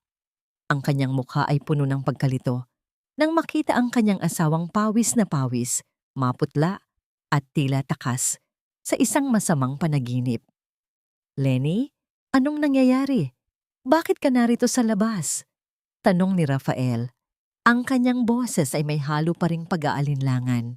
Bago pa makasagot si Lenny, narinig ang mabilis na yabag ni na Aurora at Clara mula sa itaas ng hagdan. "Rafael, pigilan mo siya! Nagwawala na naman ang asawa mo. Sinaktan niya kami ni Clara." Sigaw ni Aurora. Ang kanyang boses ay muling nagsuot ng maskara ng pagiging biktima. Mabilis na humawak si Lenny sa braso ni Rafael Ang kanyang pagkakahawak ay mahigpit. Halos bumaon ang kanyang mga kuko sa balat ng asawa. Rafael, please. Makinig ka sa akin kahit ngayon lang. Tingnan mo ito. Inilabas ni Lenny ang mga bote ng gamot na tinago niya sa kanyang bulsa. Ang mga boteng walang label na nakuha niya sa tulong ni Nanay Rosa. Ito ang ipinapakain nila sa akin. Ito ang gamot na pumatay sa tatay mo, Rafael. At narito ang boses ng nanay mo. Nanginginig ang mga kamay ni Lenny habang pinipindot ang play button sa maliit na recorder. Sa katahimikan ng bulwagan, umalingaw-ngaw ang boses ni Aurora. Pinatay ko ang asawa ko dahil nais niyang ibigay ang yaman sa mga taong hindi namin kauri. At ngayon, ikaw naman, Lenny. Ang bawat salitang lumalabas sa recorder ay tila isang matalim na palaso na tumatama sa puso ni Rafael. Nakita ni Lenny ang unti-unting pagbabago sa mukha ng kanyang asawa mula sa pagkalito patungo sa kilabot at dahan-dahang pag-usbong ng isang masakit na katotohanan. Ang mundong binuo ni Rafael sa paligid ng kanyang santang ina ay dahan-dahang gumuho, naging abo sa harap ng kanyang mga mata. Ang sandali ng matinding katahimikan sa pagitan ng mag-asawa. Habang tumatakbo ang recording, nararamdaman ni Lenny ang mabilis na sipa ng kanyang sanggol. Tila sinasabing ang katotohanan ay sa wakas ay nakalaya na. Tiningnan niya si Rafael, hindi na nang may galit, kundi nang may matinding awa. Ang lalaking ito ay naging bilanggurin ng sarili niyang ina sa loob ng maraming taon nang hindi niya nalalaman. Pinanood ni Lenny ang pagpatak ng isang butil ng luha mula sa mata ni Rafael. Isang luhang nagpapahiwatig ng pagpanaw ng kanyang kawalang malay. Mama, totoo ba ito? Mahinang tanong ni Rafael. Ang kanyang tinig ay basag habang nakatingin sa itaas ng hagdan. Tumigil si Aurora sa dulo ng hagdanan. Ang kanyang mukha ay hindi na nagpapakita ng kahit anong pagsisisi. Sa halip, ang kanyang mga mata ay naging kasing talim ng isang labaha. Ginawa ko ang lahat para sa iyo, Rafael. Para sa pamilyang ito. Hindi mo maiintindihan ang bigat ng sakripisyong kinailangan kong gawin para mapanatili ang pangalan natin. Sakripisyo! Ang boses ni Rafael ay biglang lumakas, puno ng puot. Ang pumatay ng tao ay hindi sakripisyo, Mama. Pinatay mo si Papa. At ngayon, pati ang asawa ko at ang magiging anak ko? Isang malamig na tawa ang pinakawalan ni Aurora. Huwag kang magpakabayani, Rafael. Wala ka nang magagawa. Sa mundong ito, ang may kapangyarihan ang gumagawa ng sariling katotohanan. Dahan-dahang ibinaba ni Aurora ang kanyang kamay sa bulsa ng kanyang robe. Sa gitna ng kadiliman ng hagdanan, kumislap ang isang madilim na metal. Isang maliit na baril ang lumitaw sa kanyang kamay. Nakatutok ng diretso sa direksyon ni Lenny at Rafael. Napasinghap si Lenny. Ang kanyang puso ay tila tumigil sa pagtibok. Mabilis siyang hinila ni Rafael sa likuran nito. Ginagamit ang sariling katawan bilang pananggalang. Ang adrenaline na kanina ay nagbibigay ng lakas kay Lenny ay dahan-dahang napapalitan ng isang matinding takot. Hindi para sa sarili, kundi para kay Rafael at sa sanggol sa kanyang sinapupunan. Hindi ka aalis dito, Lenny. At ikaw, Rafael, huwag mo akong piliting gawin ang isang bagay na pagsisisihan nating dalawa.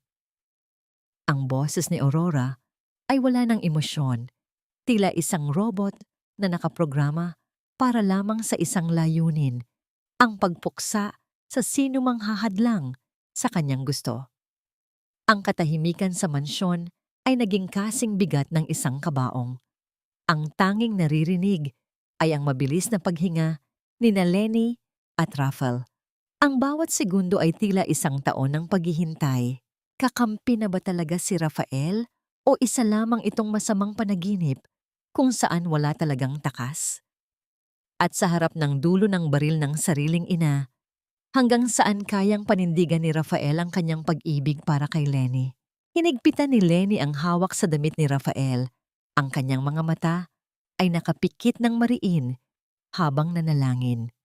Ang gabi ng katotohanan ay nauwi sa isang madugong pagpipilian at sa dulo ng hagdanang iyon, ang tadhana ng pamilya Villaluna ay nakasabit sa isang manipis na hibla ng buhok. Ang tunog ng masayang musika sa ibaba ay tila isang malupit na biro, habang ang dulo ng baril ay nakatutok sa aking dibdib. Sa gabing ito ng pagdiriwang, kung saan ang lahat ay nakasuot ng kanilang pinakamagandang hiyas, ang pinakamalaking sikreto ng mga Villaluna ay nakahanda ng sumabog at lumamon sa lahat ng kanilang karangyaan. Nanatiling nakatutok ang baril ni Doña Aurora, ang kanyang kamay ay matatag at walang panginginig, isang patunay ng kanyang malamig na sikmura. Ngunit ang tensyon sa itaas ng hagdan ay nabasag ng marinig ang malakas na pagtunog ng kampana mula sa tarangkahan ng mansyon. Dumating na ang mga unang bisita para sa malaking fiesta. Ang boses ng mga tao, ang tawanan, at ang ingay ng mga sasakyan sa labas ay nagsilbing pansamantalang kaligtasan para kina Lenny at Rafael. Ibaba mo yan, Mama. Maraming tao sa baba. Hindi mo kami pwedeng patayin dito nang walang makakakita. Ang boses ni Rafael ay puno ng puot at determinasyon habang mas lalo niyang hinaharangan si Lenny. Isang mapait na ngiti ang sumilay sa mga labi ni Aurora. Dahan-dahan niyang ibinaba ang baril at itinago ito sa ilalim ng kanyang mamahaling shawl. Magkunwari kayo. Bumaba kayo sa bulwagan at umarte na tila walang nangyayari. Kapag gumawa kayo ng eksena, sisiguraduhin kong hindi na makakalabas ng buhay ang matandang piping iyon mula sa bodega. Ang pagbabanta ni Aurora kay Nanay Rosa ay tila isang saksak sa puso ni Lenny.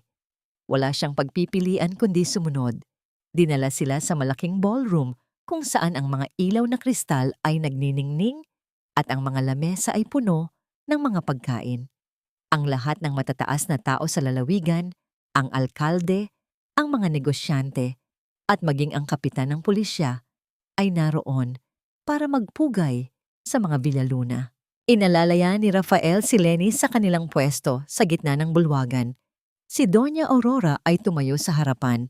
Suot ang kanyang maskara ng kabanalan, tinatanggap ang bati ng bawat bisita ng may matamis na ngiti.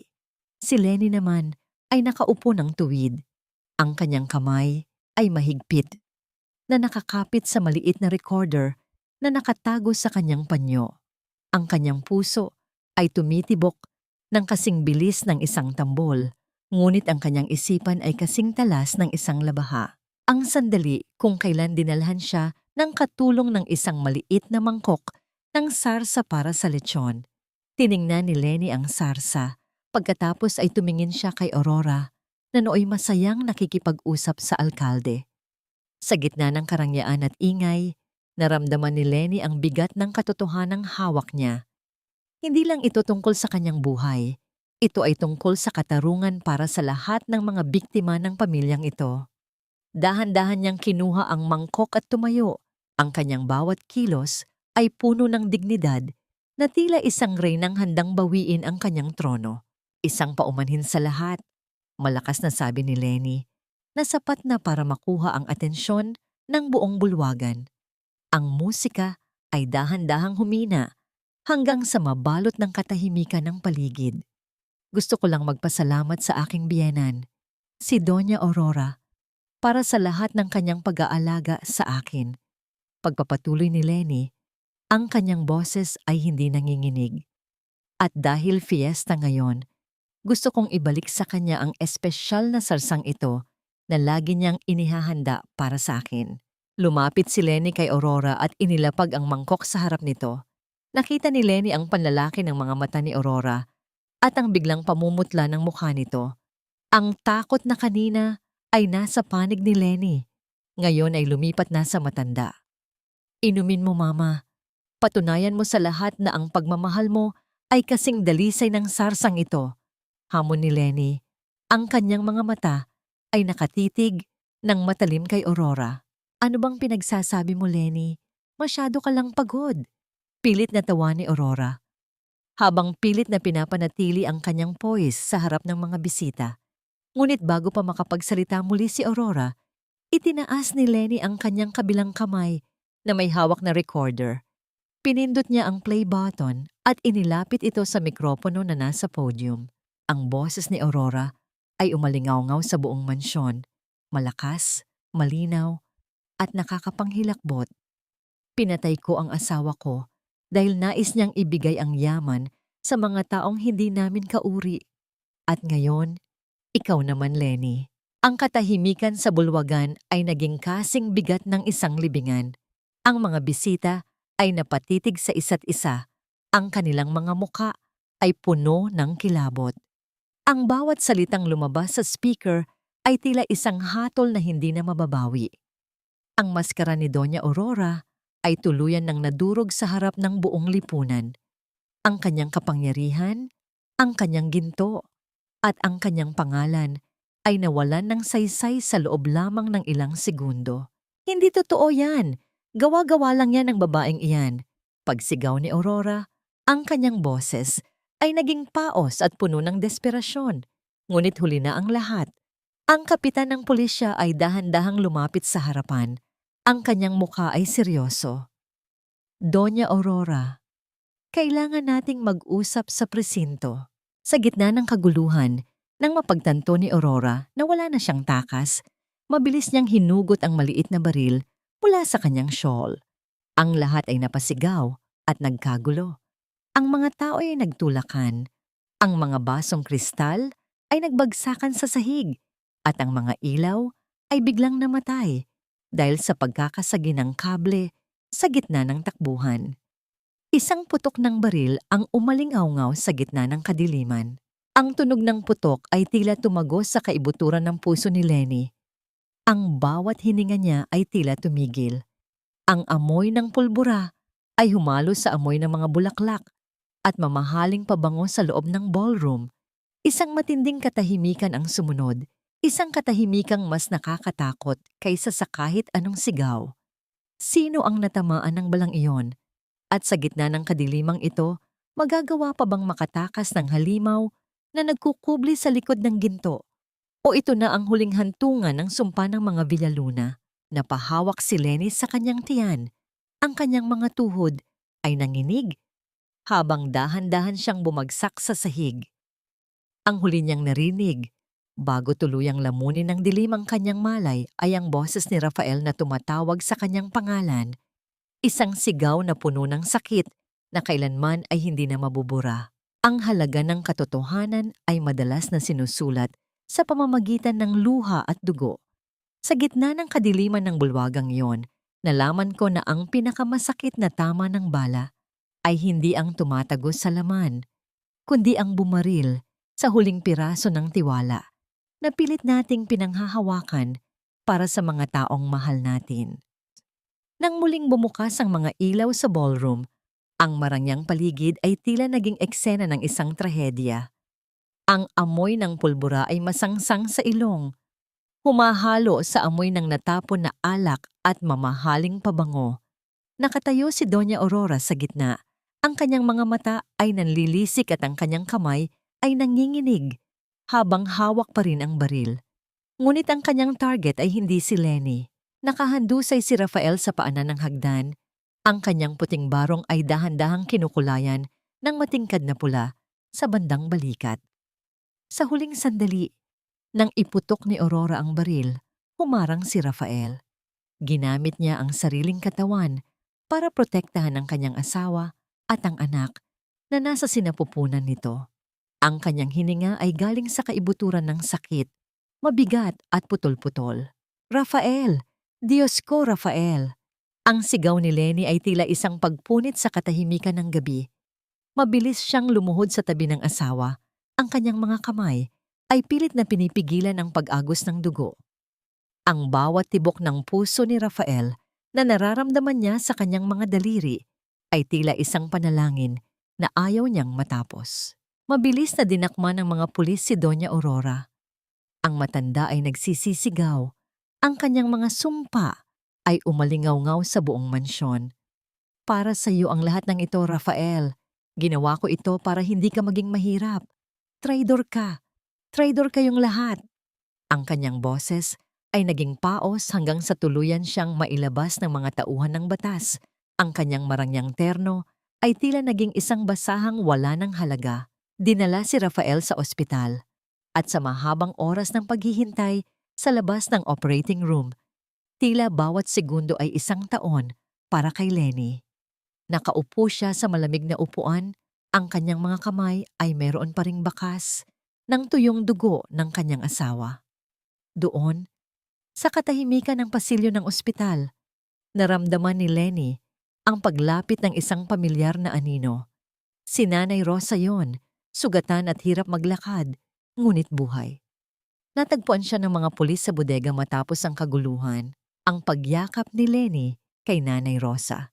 Dalawang babaeng kapwa naging biktima ng kalupitan ng mga Villaluna, ngayon ay magkatuwang sa paghihintay ng bagong umaga. Walang salitang lumabas sa pagitan nila, ngunit ang mahigpit na pagkakahawak ng kanilang mga kamay ay sapat na para sabihing tapos na ang ulan. Ramdam ni Lenny ang init ng palad ng matanda, isang init na nagbibigay ng katiyakan na hindi na sila muling mag-iisa. Nang sa wakas ay mailabas si Rafael mula sa operasyon at madala sa kanyang silid, dahan-dahang lumapit si Lenny sa kanyang tabi. Ang kanyang asawa ay maputla, may mga tubo sa katawan, ngunit buhay. Dahan-dahang imulat ni Rafael ang kanyang mga mata at tumingin kay Lenny nang may matinding pighati at pagsisisi. "Lenny, patawarin mo ako." Mahinang bulong ni Rafael, ang kanyang boses ay halos hindi marinig. "Naging bulag ako. Muntik ko na kayong mawala dahil sa utang na loob na hindi ko alam ay lason pala."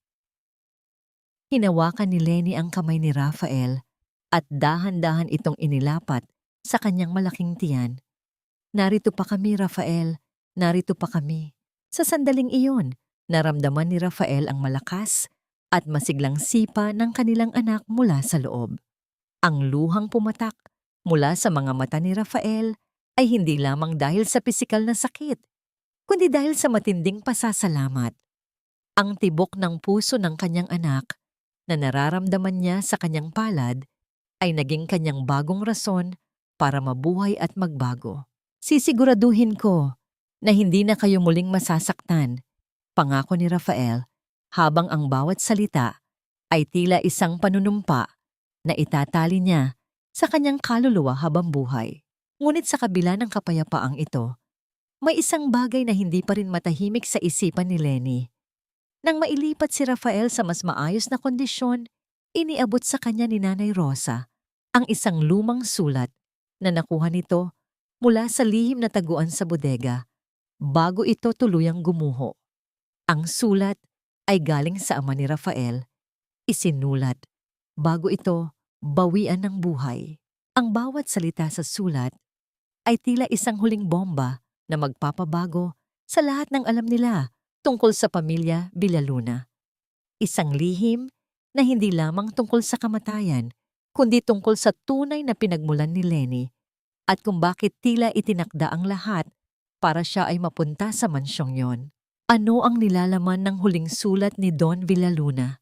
At paano haharapin ni Lenny at Rafael ang katotohanang ang kanilang pagkikita ay maaaring hindi isang aksidente, kundi bahagi ng isang mas malalim at mas madilim na plano na matagal nang inihanda bago pa sila isilang? Ang gabi ay dahan-dahang nagbibigay daan sa bukang liwayway, ngunit ang mga anino ng nakaraan ay tila hindi pa handang tuluyang lumisan. Habang tinititigan ni Lenny ang natutulog na si Rafael, alam niyang ang tunay na pagbabayad ay nagsisimula pa lamang at ang katarungan ay mayroon pa ring mga pahinang hindi pa nababuksan. Ang bawat wakas ay isa lamang pintuan patungo sa isang bagong simula. Ang pait ng kahapon ay tila naging pataba sa lupang sinilangan ng aking pag-asa at sa bawat pag-iyak ng aking anak, naririnig ko ang awit ng tagumpay laban sa lahat ng lason ng nakaraan.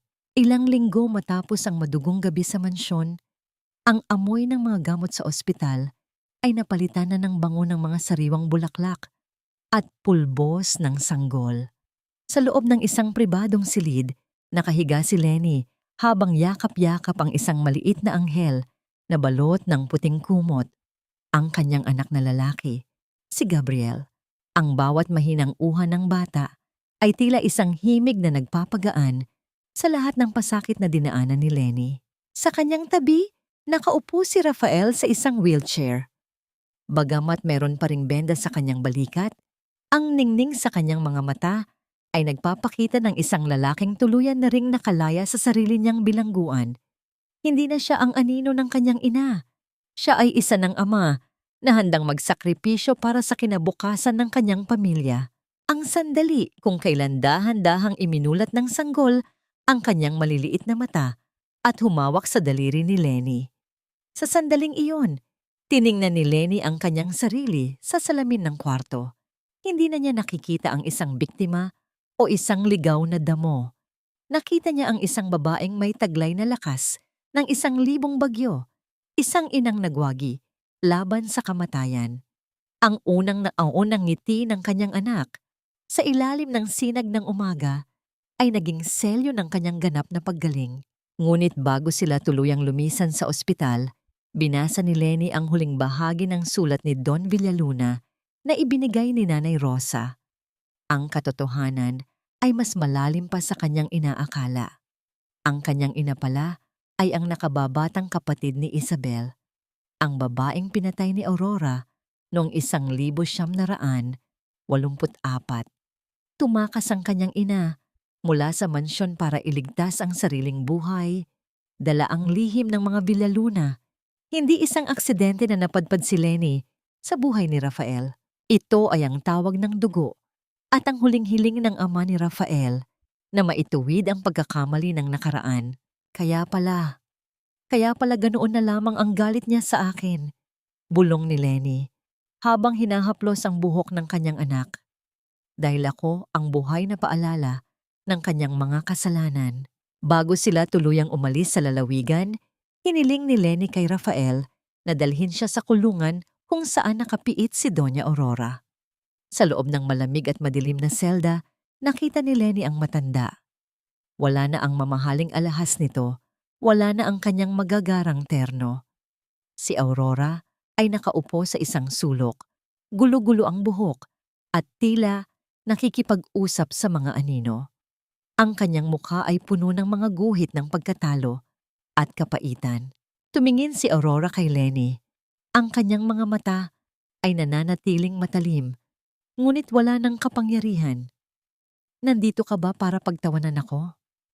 Hindi, mahinahong sagot ni Lenny. Nandito ako para ipakita sa iyo ang batang pilit mong pinatay. Nandito ako para sabihing tapos na ang sumpa. Ang mga Villaluna ay hindi na muling mamumuhay sa ilalim ng iyong lason. Isang mahinang tawa ang pinakawalan ni Aurora. Isang tawang tila nanggagaling sa kailaliman ng lupa. Ang dugo ay hindi nagsisinungaling, Lenny. Sa huli, magiging katulad mo rin ako. Hindi ako magiging katulad mo. Tugon ni Lenny ng may paninindigan. Dahil ang mundong itatayo ko para sa aking anak ay binuo sa pag-ibig, hindi sa ginto at kasinungalingan. Tumalikod na si Lenny nang walang lingon-likon. Sa labas ng kulungan, sinalubong siya ni Rafael at ni Nanay Rosa. Sabay-sabay nilang iniwan ang madilim na pasilidad patungo sa isang bagong buhay na malayo sa mansyon ng mga Villaluna. Napagpasyahan ni Lenny at Rafael na ibenta ang lumang mansyon at gawin itong isang orphanage at rehabilitation center, isang lugar ng buhay sa gitna ng isang lugar na dati ay puno ng kamatayan. Habang umaandar ang kanilang sasakyan palayo sa lalawigan, tiningnan ni Lenny ang kanyang anak na mahimbing na natutulog. Ang bawat milyang inilalayo nila sa mansyon ay tila isang pagpunit sa mga pahina ng isang madilim na kasaysayan. Wala na silang dalang yaman o ginto, kundi ang kalayaan na magsimulang muli ng may malinis na budhi. Saan tayo pupunta, Lenny?